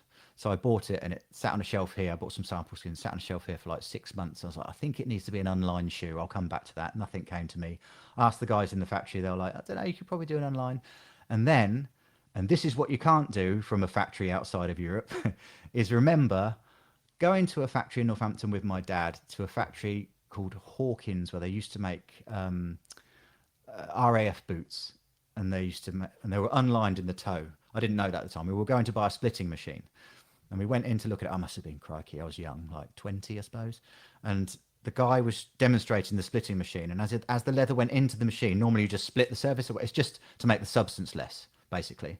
But as it was halfway through, he pulled it back out again. I was like, why are you not splitting it all the way through? Why are you leaving it like flapping around at the toe? And he's like, well, that's the bit we put the toe puff in to seal it, so that, like, even though it's unlined, you don't feel the toe puff against your foot. And I remembered that, like, after playing with this leather for so long, I remember being with my dad and doing that. I remember we still had the machine over the road in our lockup, and I was like, crikey, perhaps I can do that with this really soft leather. So that's the kind of, that wouldn't have happened if I wasn't in Northampton. Do you know what I mean? That wouldn't have happened if there wasn't these old machines that did stuff in Northampton that weren't just normally a bigger company will design something based on the look of the shoe, and then a manufacturer will make that look. Whereas I'm buying something based on the material and its substance and how it feels, and thinking back to like the machines and the skill and the craft and what we can do with it. Does that make sense? So that creates the product rather than me designing it. So that was when I was like, well, what shoe shall I make out of if I'm doing something unlined? And we started with the Abbott, like an Oxford. Well, yeah, an Oxford unlined, and it's like, but I don't just split the toe. I split the heel to put in a stiffener, and it's like taking that old process and modernizing it. It's within a sneaker, but it's like a traditional way of using an old skill, if that makes sense. That's a really good way of explaining how we design stuff, but also how we use it for a more modern style. And that goes through everything we do whenever we're designing anything. Do you get a sense that the other factories in the area are also actually coming up with modern ways or innovative ways of doing things, or are they very much stuck in how it's always been done? Very much how it used to be. I would very much how it used to be, or they've adapted a bit to have a marketing team who go, well, that over there is selling well, we should do something a bit like that. That over there is doing something that's a bit like that. You'll see, like, that's a weird, I actually honestly 100% don't know, because I don't look at other people that much. I imagine, this is just thinking, if I was still making the same thing I was 20 years ago, I'd be struggling to sell it now if it wasn't. That's all I think in my head. The people that bought it 20 years ago will buy the same thing again, but the modern age, if you're 30, you might want something a bit more suited to what people are wearing now. But I imagine it's a challenge for them, like, because they'll have a marketing team that will be looking at what's selling, and their job will be to sell stuff. A sales rep will be their job's to sell stuff. In which case, what are other people doing? Let's kind of adapt. As long as they're using their DNA, I think, and they're still the same old people making the same old people, it's got the same heritage, and it falls within its sort of, our stuff fits within what I call a Crown Northampton sort of look, but it's sort of unintentional because it's what we do. And I never look at what anyone else is doing to see if I should be doing something. It's really, like, that's the way I think things should be created. Like, if you're looking up at what others are doing, it means you're not selling enough stuff of what you do. That makes sense. I often think that there are only a certain amount of shoe designs in the world, and most factories could make any of them. Yeah. So you really wanted to try to find your thing instead of just chasing. Yeah. That always say, vexed me when I was younger. That did. Like, in the early days, when we were all part of the British Footwear Association and sitting in meetings with all the bigger factories, should I say, and them being quite like enclosed, kind of like they don't really want anyone else to know what they're doing or what they're making. And they all kind of made a similar thing, and they were really worried about copying. I was like, why are you worrying about what each other are doing? In my head, I didn't say, really, I'm not going to say anything to these guys. Crikey. I always thought, why are you worrying about what each other are doing? Like, trickers look like trickers. If someone else makes a shoe that looks like trickers, it will just be a trickers ripoff. Do you know what I mean? But unfortunately nowadays that does affect stuff. People like I obviously have a few people that create all the do all the photography for us, and we sort of have a marketing team, but it's very different to a normal way of working. I'll remind you of that in a second, because that's quite unusual in itself. But I remember thinking, your brand is your brand. Have the strength behind it. If someone's copying it, you won't see it. Whereas nowadays, I think people do end up copying other brands a little bit. And the problem is, if they've got a larger marketing budget, they might look like they were there before the brand that actually did it. Do you know what I mean? But you're right. Anyone can make anything. I'm pretty sure I could make I could copy any shoe in the world. I'm just not going to. I'm going to just, because if I'm doing that, I'm doing something wrong. That's the way I see it.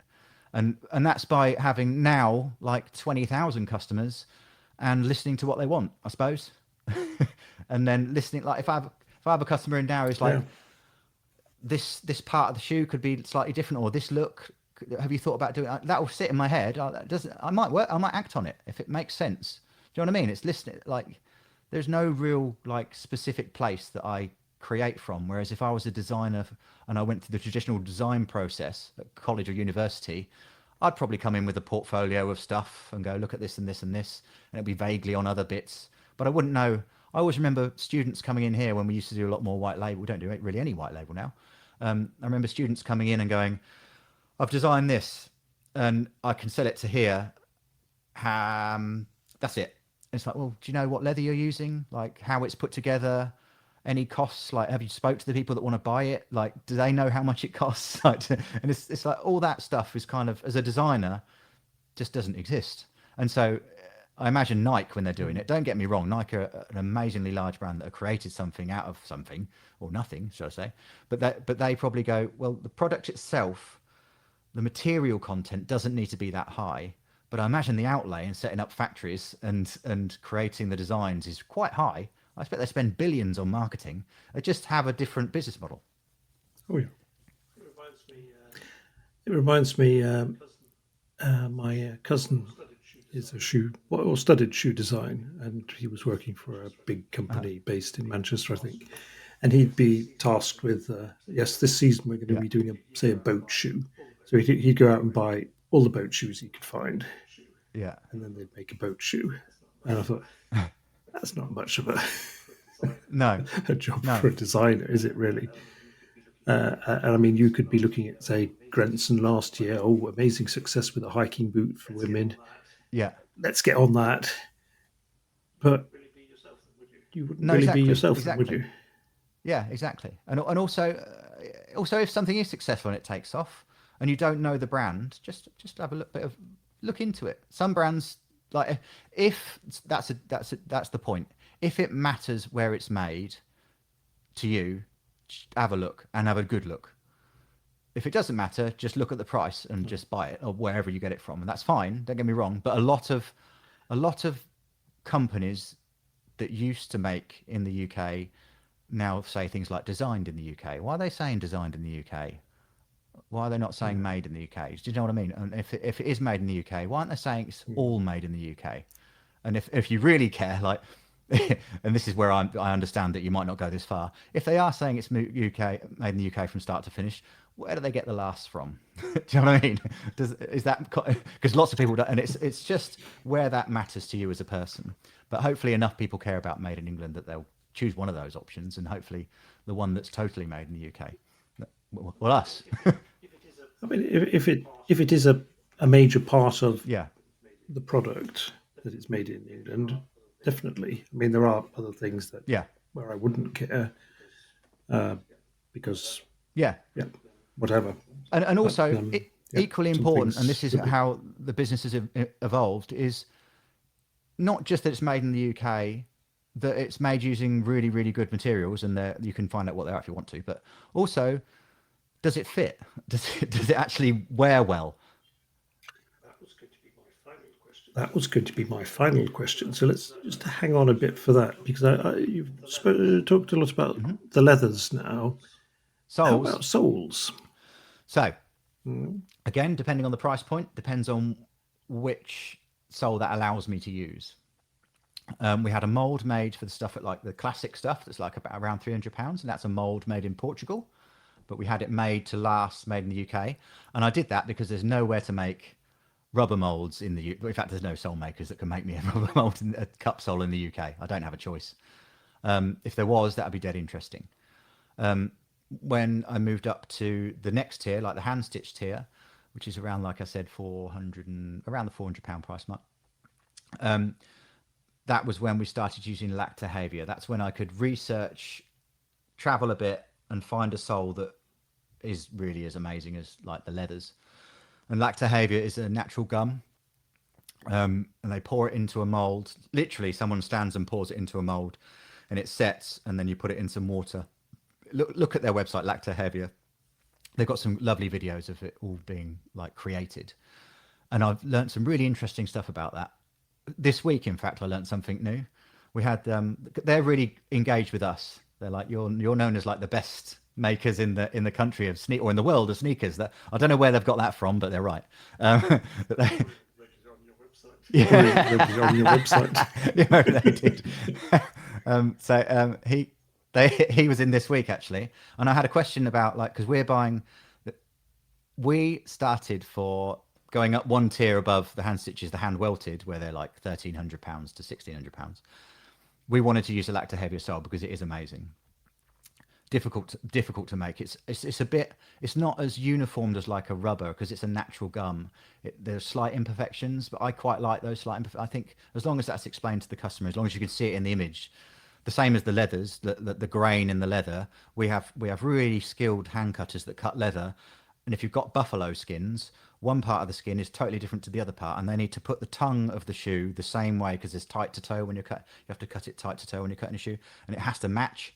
So it's really technically difficult to cut with that, and I like the fact that the sole makers also have that issue. It's really difficult to make, and it's just beautiful stuff. Michael at Springline always says it feels like walking on the moon, because we pair it with a veg tan insole, and it's just like really soft, and it's just a really nice sole to walk on. But this week I learned, because I was asking, why is some of the soles a different color to others? Like if we order gum, why is some of it dark and some of it light? I understand over time it will patina like the shoe and go darker.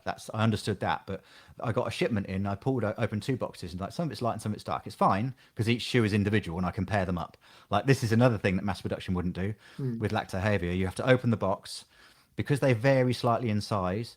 You have a pair of shoes. You have to pick a color that sort of complements the color of the leather. You have to pick the size that matches, and it adds on like 10 minutes to just putting a sole on a shoe. And I like that. They cost 4 times the price of a normal sole. They're much harder to work with. They take longer to work with, but they're just so good. And I like all that part of it. So anyway, I asked why one color is different to the other, and he said it depends on the season that the sap is taken from the tree. So in the rainy season, the gum is much darker than the summer season, than the hot season. What's the opposite of rainy season? Dry season. Thank you, Chris. Right, yeah. And that's dead interesting. I think people want to know that, but no one's ever asked him that before. It's like, well, that's the sort of thing I want to talk about, you know.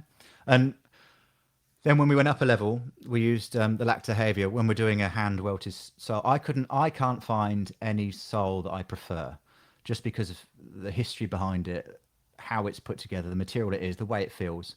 So when we did a hand welted one, this was another job that took hours and hours and hours, days and days and days, is we channel the bottom of the sole so that when you're hand stitching the sole on, the thread isn't against the floor when you're walking, basically. So that it's in that little groove that you make. Very traditional way of doing stuff. But when you do it in a natural gum, and when you create that channel, it kind of has a tendency to fill back in again because it's a natural gum, because it gets warm as you're cutting it. So I was like, let's talk to Lacta Behaviour and find out a way that we can do this, because I want to use their material and I do not accept there's not a way we can use their material. And so I asked when they were here, I don't know, a year ago, and they said, actually, there's an old technique that we used to do, but we don't because it's too expensive. And I was like, tell me more. This is exactly where I want to go. And he said, whilst there's someone standing pouring in the gum into the mold, you have someone next to them standing with like shavings of wood bark and chippings and sprinkling it into the mold as well. So that I was like, yes, let's give that a go. So we sampled that. So now when we're channeling this sole unit, which we have to cut by hand because we've hand welted it, and every shoe is a different shape. We have to cut the sole to fit each individual foot, no let alone pair. When we do that, we channel it. It actually smells of burning wood as you're channeling it. It's really weird. So like one day every month, a little area of the factory stinks of wood because we decided to use a natural gum sole on a hand welted sneaker that we created because someone said, you make the best sneakers in the world. And I think we didn't. Isn't that weird? Isn't it weird how one little conversation leads you down different paths? I just love that about crafting stuff. So, yeah. So when you said, what do you do, Chris? And I said, I'm a shoemaker and I make shoes in Northampton. This is kind of the subheading, isn't it? This is like, yeah. This is the romantic part of it. This is where the passion is. It really matters. Like romance matters, doesn't it? Yes. Yeah. It's the most important thing of all. Exactly. We wouldn't be, would we? Romance. No. No. Literally, yes. Now, I wanted to ask you a bit about the future of British shoes, also the future of Crown, how finding young, new employees. What led me to this was I was talking to Yuki Matsuda, who has a shoe brand in America called Yucatan, and he found originally years ago a moccasin factory on the east coast of the USA. And they were making shoes for him. But now the guys working there are all retiring, they're all old, and he's having to move production to Italy. It also sort of goes into the bit about is it still the same shoe? If it was made in that sounds a little bit like bad planning, if you don't mind me saying. From someone that's doing it in the UK. So, I think it's just a case of not being able to find fresh people to learn the moccasin making trade. He's asked people and they've said, no, I don't want to learn it. Yeah, that's the question I would ask. I don't know. So we've advertised this week, just gone, for 2 positions here, actually, from like training to learn to cut leather. And just like I said before, we don't offer a factory job anymore. We offer like a trainee role that learns like a lot. And what they're interested in tends to be where they end up going. And what really surprised me from the past when we advertised for a job in a factory is that they've obviously looked at the site and they've obviously people have researched who we are. We had 400 applicants. Wow. Well, It's mad, promising. isn't it? And that doesn't mean they're all going to be perfect for the role. And a lot of them, and this is a result of like the modern world in the UK especially, I'd say half of them have degrees and they just can't find work or they can't find something as fulfilling as they thought life would be. I don't know, it's just That's valid. So I don't understand why it's not viable. Like if you're gonna, don't get me wrong, I had to get in someone to teach these guys how to hand last, and I'd say all the people that have applied, no, the majority, 70% are going to, 80% are like under 30. And I'd say a load of them are just wanting to learn how to be part of something. That's, especially when they've been here and they've had a chat to me and they've walked around the factory and they've seen it's not what is in their head. Like 30 years ago, when I was leaving school, when people used to, when there was a bit more of a shoe trade in Northampton, the people targeting lads and kids and career advice at school was like, have you thought about going into the shoe trade? I bet that doesn't happen now, but it did back then. And it would have been, for those people that didn't want to go to uni or didn't want to go to college, it would have been a factory job. Do you know what I mean? And it would have been like, I haven't got anything else, I'll go there. Whereas I see it totally different because I'm of it. I'm that 16-year-old kid that that had to do that on a factory floor doing the same job over and over. I don't want to offer anyone a job here where they're really like they're defeated before they've started. You know, it's like I don't want them to come here and go, I can't like stand there for the rest. Don't be wrong, some people are perfectly well suited to it. The majority of people are looking for something a little bit more. Maybe they want to do loads of jobs, and so I'm multi-skilling loads of people, and I already have trained people to hand welt and hand make stuff, otherwise I wouldn't be making it, and that didn't exist. I've just created it. So there are people that will do it. You just have to find them. There's a cost to it, and you have to understand that and accept that. Like for it's a very ironically, because I sell to Japan a lot, it's a very Japanese mentality is to create something that won't get you a return financially, but it will get me. It'll get me a return like, where it matters. Like in being, I'll be fulfilled. That's what I want. So I come from it from a different standpoint, so which allows me to spend money training people, which allows me to invest in we've got 2 units opposite to the unit I'm sat in now, and one of them is going to be an academy so that I can train people in bespoke making. But for the trainees that we're interviewing this week, is like the lads here that were making in a factory, other factory, one at churches, for example, is here now. He's at Doc Martin's churches, learnt the trade, been in the trade for a long time. He now comes with me to Japan to put on that. That's great for him as much as it is for me and the brand. That's something that's really lovely.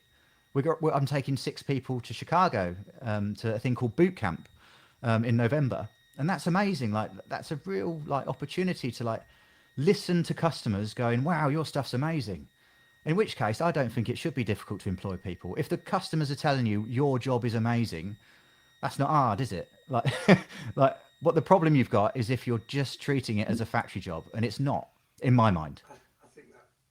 I think that is where a lot of the problem is. You've got the sort of idea of a grimy, old, drudgery factory job where you're doing the same operation 8 hours a day with a tea break. But if you can offer a modern, exciting job, craft, and trips to Japan or Chicago or whatever, and you can listen to a podcast and meet people, and your stuff is appreciated. I mean, it does sound like a completely different proposition, and that's what other factories could do. To be honest, that like they'd have to explain probably to their people buying their shoes for wholesale that the price has to be this point rather than this point, and that would be difficult for them. But it makes it more viable in the long term rather than the short term keep getting cheaper and cheaper and cheaper and cheaper. You have to have the morals and the faith. And also they could sell online like I do, as much as I do. If they just opened their doors and took this, all the wholesale business, and I do wholesale, and it is quieter. There is a problem, especially selling in Japan where the yen is quite weak, which means stuff is 30% more expensive to buy than it was. I will sell less there. But because I've adapted the business to sell direct to consumer, and because I'm telling people about why it is the price it is, it's a growing business. Like I'm proving that business model. So it should be the way people go if they want to go. Don't get me wrong. That option is only available to the people that already have an existing factory. And I was dead lucky to inherit, to be put in the position I was where I could create something in a factory that was mine. I don't think it's particularly viable. If I were to say I'm going to create what I've done now, I'd probably need a few million quid, and I'd probably need investors, and I'd probably have to pay them back, and it would be a different business altogether. But because I am where I am, but there are other factories in the same position as me, and I just feel they should do the same thing. They're obviously much bigger than me, but they can adapt and change. Otherwise, they will end up being smaller than me or having to sell. In which case, what will become of the industry? So I guess so many of them are producing stuff for a price point, and volume, so they are completely beholden to the buyers placing orders instead of producing quality, charging what needs to be charged, and letting people come to them because they make the best. I mean, places like Edward Green and so forth are not shy in their pricing. They sell enough. They need to be a little more transparent. Come and have a look, get in the factory and have a look at people making it. They have a showroom within the factory where people can go and buy stuff. It's how it should be. But I don't really look at any. I know all the brands, obviously. I know the owners, but I don't know. I haven't looked at their branding or how they present themselves. But there must be a reason why we're able to sell stuff. Do you know what I mean? And that was what I was going to say earlier about marketing. Yeah, That was where we were going. is that that has to be different as well. In all honesty, It's new it's times. like I'm not gonna be able to compete with a picture of a shoe. Do you know what I mean? It's like, I can't sell stuff like I haven't got billions of pounds to put behind something to start with, but also I need people to understand why I'm doing it as well as what it is. That's the why that's the unique buying thing that's why people buy our stuff. So Yeah. of late, and this is another as we've evolved, there's affiliate marketing, and basically, as far as I understand it, that means if I was to create a brand, I would create a shoe brand, for example. I would create a load of shoes that all look cool, probably mass produced, and I'd send them to a load of affiliates, people that just talk about them and say, try this, and this is what Instagram is, and this is what YouTube video, and this is what all that stuff is. Or they go, look how cool I look how cool, and that's not what I am, because honestly, I don't really care how I look. Other people care how they look, and which is why they're selective over the leathers they buy from us. But for me, it's about what it is, like how it's made, as you've probably heard for the last hour. But that means I have to spend the same amount of time explaining to an affiliate my business morals and why it is they're holding a shoe that's a bit special, rather than it's just a thing they need to put on their foot and wear with an outfit. So that means I've now created a 107th job for myself, which is like every week spending 2 hours talking to an affiliate or someone like you and explaining what it is they've got in their hand and why it's worth owning and how we got the fit right and how they can do if they're into fashion, how it looks. Obviously if they're doing that a while, they look pretty good in the shoes as well. Like they do look really good. I'm really often when people try them on here, I'm like, oh well, that really looks cool. Like it suits what you're wearing. And I would never pair. I'm not that way inclined. I don't pair stuff with stuff. Other people do that sort of for me, but it does mean I like my job has changed so much from a lad that used to cut stuff on a press. It's turned into like, first of all, a designer and a pattern cutter, or more pattern cutter than designer, as you've learned. Then like material buyer, because you want to understand about the materials. Then it's like maker. So like I was often skiving and hand cut. I still hand cut a lot of stuff now. Still work in the factory now, at least 2 days a week. I'm like hand cutting bits and bobs and creating new designs and new samples and working out, like often thinking, always evolving. I think actually that is just part of being me. Like I never sort of sit still. If I've designed something and it's done, it's done.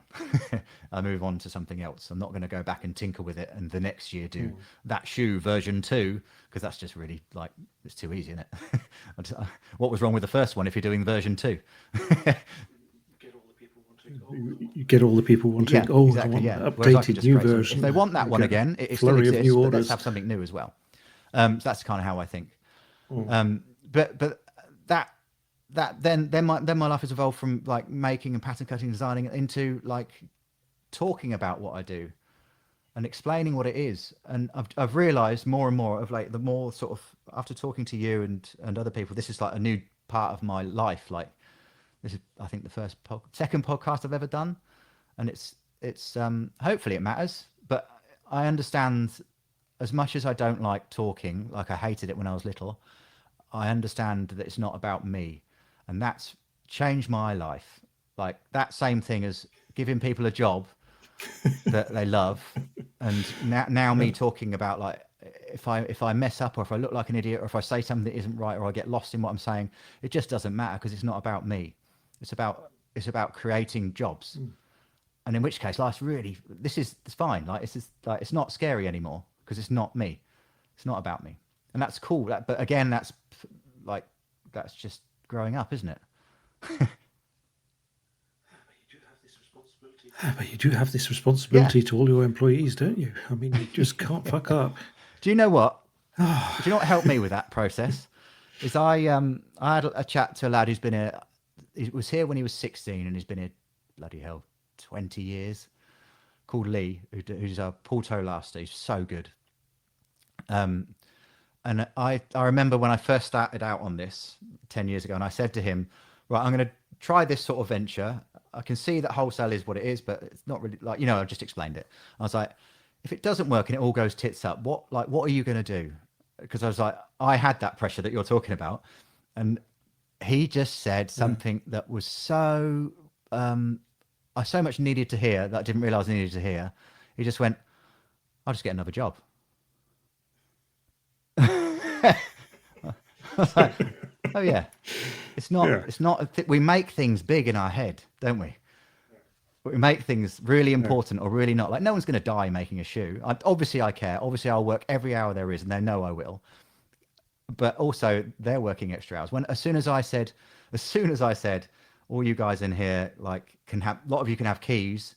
Come and go as you like, as long as you're clocking in and we're all working together and creating something. As long as you do 39 hours. As soon as that happened, there were people in at 4 a.m. and don't get me wrong, some are going at 1, but they're all doing overtime. It's just like they all want to be. They're all like, people care. They're not just a figure. They're not just from a business perspective. They're not just a number where you go, how much is the output from that person? It matters, but also what's in their head matters just as much, and how happy they are matters just as much. And that's like changes that realization, and that after like. I've always, it's why I was probably kicked out of school. I've always asked why to everything, and until I get to a conclusion, and then I'm fine and I move on.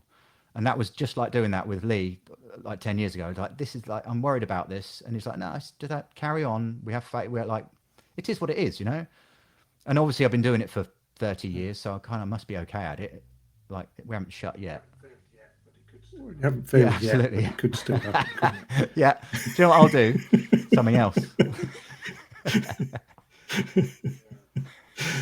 Yeah. You've also taken to having shoes being cut in part. Yeah, in two parts.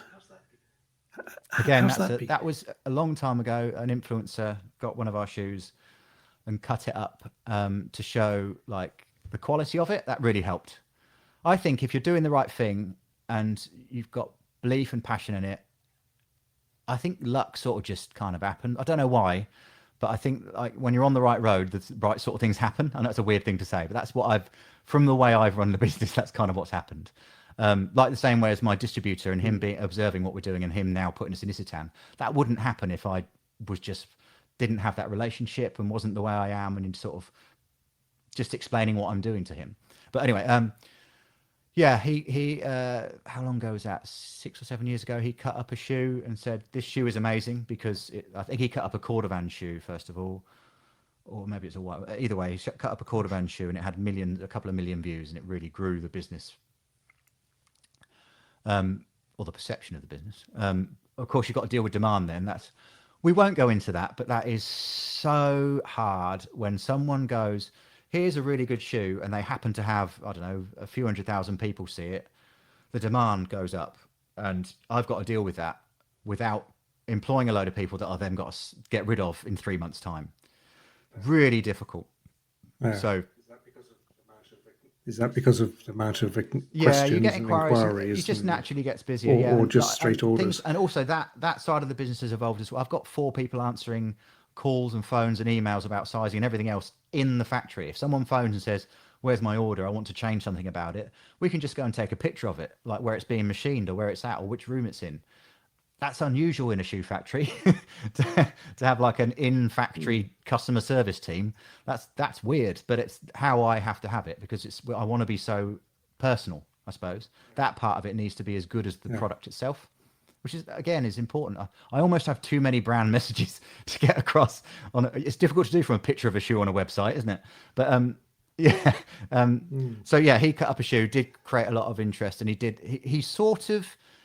his name's Rose Anvil. He cut up a shoe, and he sort of knows about leather, doesn't know the technical bits about shoemaking. I often feel like he's sort of got that right. He's sort of right. He'll often say something like, this is the best, prove me wrong. And I'll be like, actually, I probably could prove you wrong, but I don't know where to go to do that. Because he's not a cobbler or a cordwainer. Yeah. Before anyone says cobblers repair shoes, I know. Although our football team don't repair shoes, and that's what they are. Yeah, so influencers do have do have their place. They are really handy, especially someone. He's amazing. He's really comes across really well, and he was really genuine. He was cutting up a cordovan shoe and saying, actually, these guys are using oak bark toe puffs and stiffeners, and explaining what they are. I understand that's an unusual concept, and understand that people need to be explained what that is, and that will also mold your foot rather than a synthetic structure that you get in more modern, cheaper shoes. I understand all that needs explaining. Like the insole that you put your foot on in our shoes has cork under it, like a dress shoe that we used to use. Well, we still use now, but that's because your footprint gets embedded in that insole and the cork, and it sort of molds to your foot.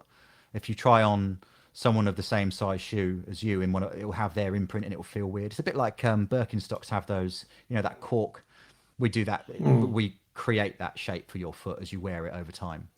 No, that's another good point. Is explaining to people, because of the materials are so expensive, they do need to mold to your foot. All these like brands that go, I do see them advertised on telly, especially the cheaper stuff where you go, it'll fit perfectly out the box. It's like, yeah, okay, but what's the payoff for that? Why? How are you doing that? How are you making something so generic it fits every foot out of a box? It must have loads of foam in it, and it must last about a week. Do you know what I mean? Whereas if you're using the right materials out of really good materials, it will take a bit longer to mold to your foot, but it will last 20 times the length of that thing you just bought that fits straight out the box. Yeah, that brand message needs to get out there as well. But so, yeah, influence. So he cut up a shoe. But again, that is interesting in itself, because I have to be really selective over the influencer that's demonstrating our shoe, because he is saying these things and I have to be like, that's right. Yeah, we do French bind it. It does take ages. Everything's handwritten in the side of the shoe. All that's kind of right. But off the back of that, he needs to kind of monetize what he's doing, and it depends on his values. And it's a really weird world if I say to everyone before I work to them, what are your current values? What's your perception of money? What do you want out of life? Do you know, before I work? Because that would be quite time consuming, wouldn't it? So I do have to take a little bit of a leap of faith. And so he has monetized what he does a little bit more of late. And it like he messaged me a little while ago about, will you send me a load of free samples and I'll give them out and do a video for you? And it was thousands of pounds worth of samples. I was like, that's kind of not why I want to use an influencer. I want them to be like part of what we're doing as well. And it's really difficult, but I want them to believe me when I'm saying I'm trying to create jobs. And I want them to also be part of that. The same as like our marketing team that create all the videos and content that we do. They understand. They're in here all the time. The fact the guy that helped set up this recording video, he's from my marketing firm I deal with, and they're in here this week, sitting in the factory, seeing the guys that are being employed because of their actions. And I want the same thing from an affiliate, and that's really, really difficult because they do not give a shit. They might not care that I'm employing people. They might care about how many followers they've got. Do you know what I mean? I have opinions on the matter, and I think you're on. Yeah. I mean, influencers are their own. Yeah. Their own. And so people. I need them, but I need the right ones. So you'll often see, if you YouTubed us to find us, we've created a YouTube channel as well now where we're putting more video content on there. But if you do find us on there, there'll be usually an affiliate that's spoken to me, and I've made shoes specifically for his foot as if he was a customer. That's really important. Like, hello, you want to talk about our shoes? Absolutely, that's fine. Can we treat you? I'll pass you over to Justine or Lindsay or Lucy, and we'll get your fit right, and then we'll make a shoe to your foot shape. You can get it, and then you can explain how that process worked. And it's like, and then you can explain what leather you've got in it and why you chose it and where it's from and where it's tanned, all that stuff. And how it's changing jobs and how it's reversing the trend of Northamptonshire manufacturing. All that stuff's so important. And so I need, I like, thank you for your time as well. And like in doing this with me, because that's just people like you clearly have the same values. And hopefully people that listen to what you're doing, hopefully have the same values.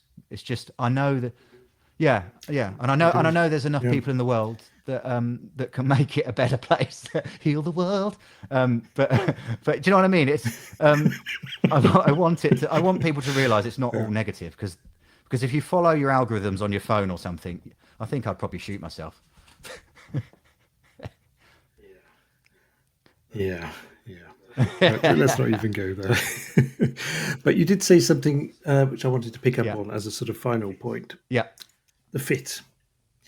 And you were saying that you see shoes advertised Yeah. that will fit everyone and so forth. And, I mean, people's As feet you well are know. so different, as I well know. I mean, my feet are not so subtly different, so I can normally have one shoe that fits well if I'm lucky. And it's the same with our bodies. I mean, if you are Yeah. standard medium or large, Yeah. wow, you're lucky. But if you're short and stocky, Yeah. or if you're tall and skinny, Absolutely. Yeah. you're in trouble. So I often think that, I mean, the greatest luxury in Yeah. shoes and clothes Yeah. is having stuff that fits, which probably Yeah. means having it made for you. And that is, I mean, for people who can pop round Uh-huh. or people who make an Yeah. effort, you can actually do that. So, I mean, Yeah. this is the true Sort luxury. of. It doesn't. But Well, add in the yeah. Yeah. fantastic You got to do it leathers and right your. if you're doing it right. But it, it's is it a luxury to have something on your feet and you're on your feet all day that works? Do you know what I mean? That helps your health. Do you know what I mean? Is that a luxury or is that kind of yeah? I mean, we can debate the semantics, Yeah. but it is Oh a yeah. God. Yeah. privilege Yeah. Yeah. because Yeah. most people Yeah. won't have it. Absolutely. Yeah. So we have to get that right. And that's evolved like everything else from a guy sitting on a press making some thinking of dreams. Yeah, that's evolved. So from when we first started selling online, I'll always remember an American customer who just ordered online, and he got in touch through an email to our customer service team and said they don't fit, they're really uncomfortable. And I was like, oh, that shouldn't be I found out and said that shouldn't be. Let me have a chat with him. Let me have a Zoom chat with him. And so that was sent back to him. And he sent back an email saying, don't dare fob me off with bullshit about the bloke that designed it is willing to have a chat with you. This is rubbish. You're just trying to fob me off. And I'm like, hold on. No. Here's the time. Can we actually have a chat with you to get the fit right? Because something's clearly not right. And when I spoke to him, he was like, I just couldn't believe like that was a service that you could offer. And it's like, well, that's just because that's not big business. And a small business can do that. It can spend the time getting a fit right. And then that was when I first thought, actually, what I've done wrong here is had someone buy a shoe, had it delivered, realize it doesn't fit, and then have a chat. What I should be doing is saying, what's your fit? I've got to spend some time with you if you need it and get the fit right. And then you can buy it and know securely that it's going to be the right size. So it takes 9 to 12 weeks to get a pair of our sneakers or shoes. So unless it's the hand welted one, that's so popular that's like 20 weeks at the moment. Probably should be 30 because it just takes so long to make. And we're so busy. But I like to hear more about that at the moment, yeah.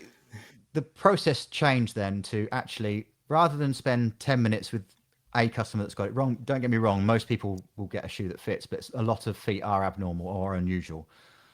I need to know what your foot size is to get that right. And so over the last couple of months, actually probably a year, we've been creating a sizing guide that will help people online buy it. And that's based on my experience from measuring people up here and my experience from measuring people up for like 30 years, I suppose, for bespoke, because it's the same thing.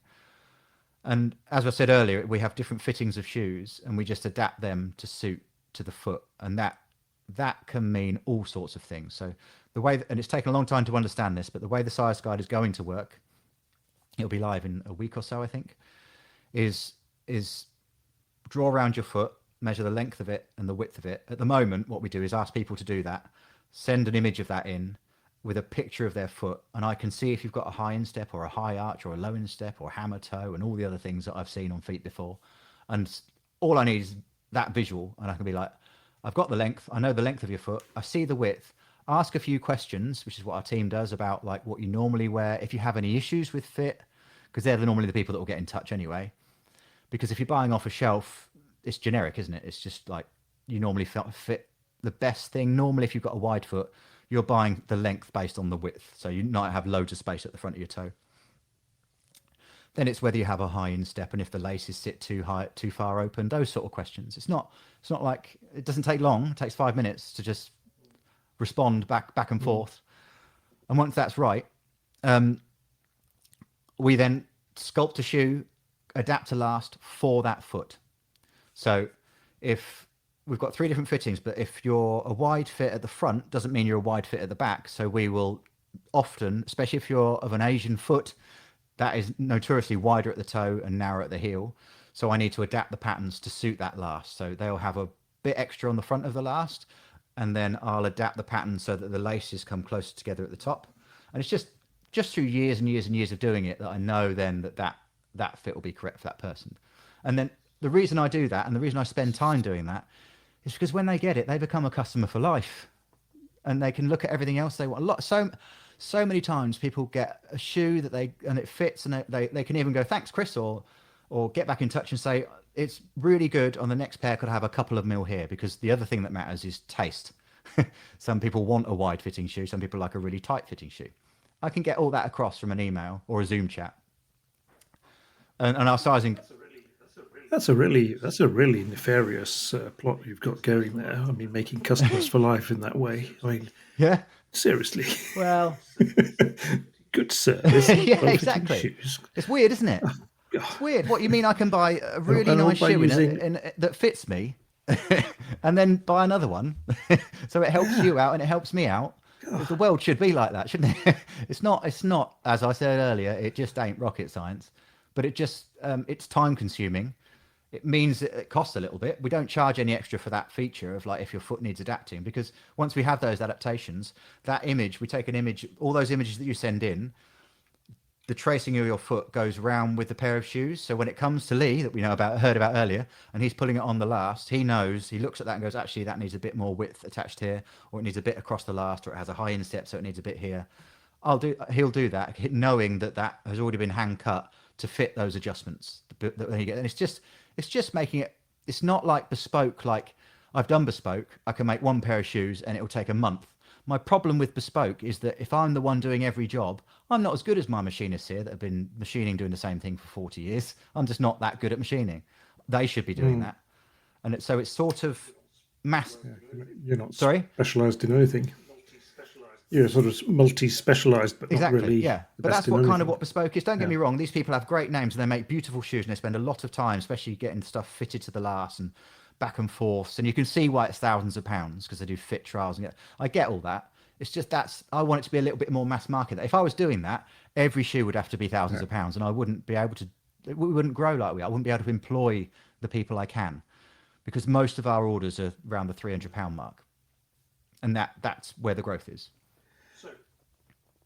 So, Yeah, Ernest Hold Cut.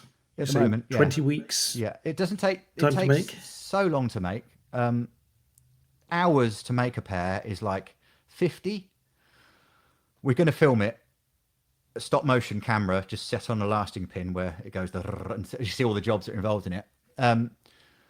But it's not that it takes 20 weeks to make. It's that there is a waiting list now because it took 10 years to get someone trained to make it. There's 2 people. We can do a few more, and also I can train others that can do part of the job really, really well, and that will help the one that knows everything a little bit better. And also it's about adding people in rather than training someone to do everything from start to finish, like I said a minute ago. So when we put it live, we sold 20 in the weekend. Well, that's 20 weeks work. So it's like, oh, right, stop. Stop what you're doing. That we need to extend that, or we need to just think about what it is, or it's just, it's lovely that you can create something, and it's so nice that people bought it and understood it. And also like it's so cool that like as their shoes being hand stitched, we take a video of it being hand cut. I hand cut them all. So it's me, hand cutting something, handing it to a machinist who hand stitches it, handing it to the last who hand lasts it, hand it to a hand welts it, all to the finisher who finishes it. And they come in a display box that's lined with the same leather as the upper, with a handle that's the same upper as the upper leather, with a shoe tree that's built to match it, with a belt that's out the same leather as the shoe, with a QR code that you scan and it shows your shoe being hand stitched in each of those processes. Like, that's really cool.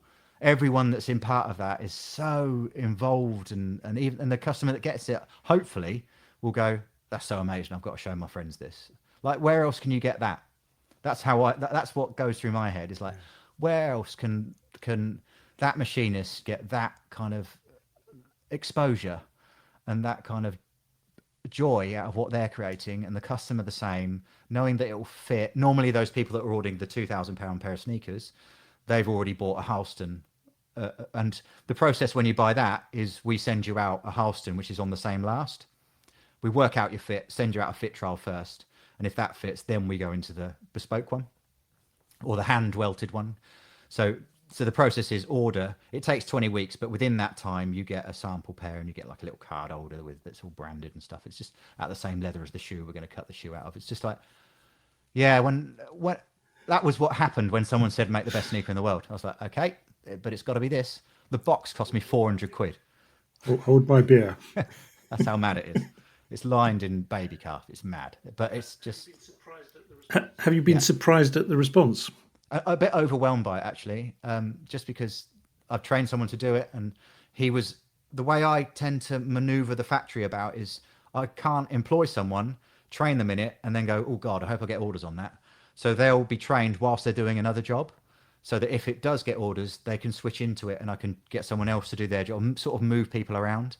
That's why we're getting the extra staff now, because he's had to move, and then we're just getting busier, so we need another member of staff as well. But yeah, it's I have to sort of plan that almost a year in advance. If something's coming out and it does have demand, what's the consequence of that?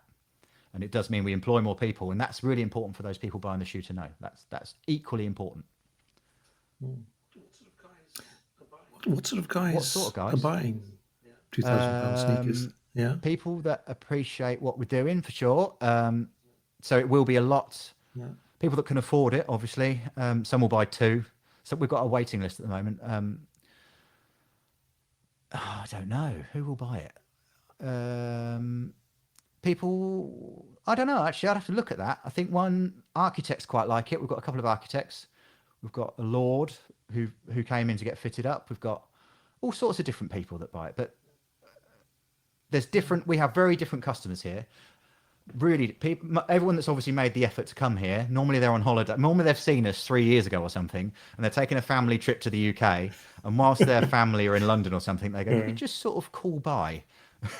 And then they have a chat and they watch people they can have a go at hand lasting. That's another thing we offer. Like, just get involved, have a look at it, understand how difficult it is.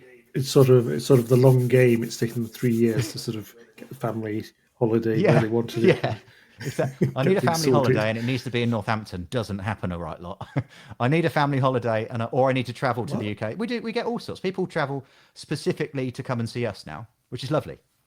Because it is a day, it is a whole day. You can sit and watch and talk to the makers, get measured up by me for an hour, learn about all the leathers. It's really nice. Like, why wouldn't I want to spend the time doing that? That's my new job.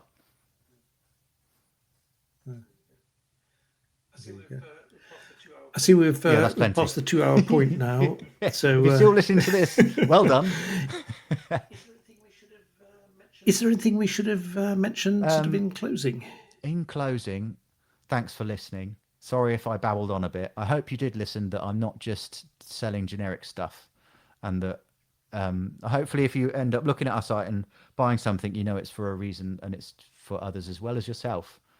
That's kind of all like the message I want to get across to people. And that there are like-minded folk, and there are people that actually do care about what they're doing, and they're not trying to monetize it to make as much of it. I'm not a badge on the side of a coat or something. I'm a product. That's what we are, a product, and it's a bloody good one. That's what I want people to take from it. But there's nothing else. I think we've covered a lot, and I could talk for hours and hours, as you know. But it was a pleasure. Yeah. It's wonderful. Thank you so much, Chris, for joining me today. You're very welcome. Really appreciated it. And I recommend people look at what you're doing. So I'll just say bye-bye for now. And then I'll stop, and it has to sort of upload. So goodbye. Okay, Chris. Take care. Bye-bye for now.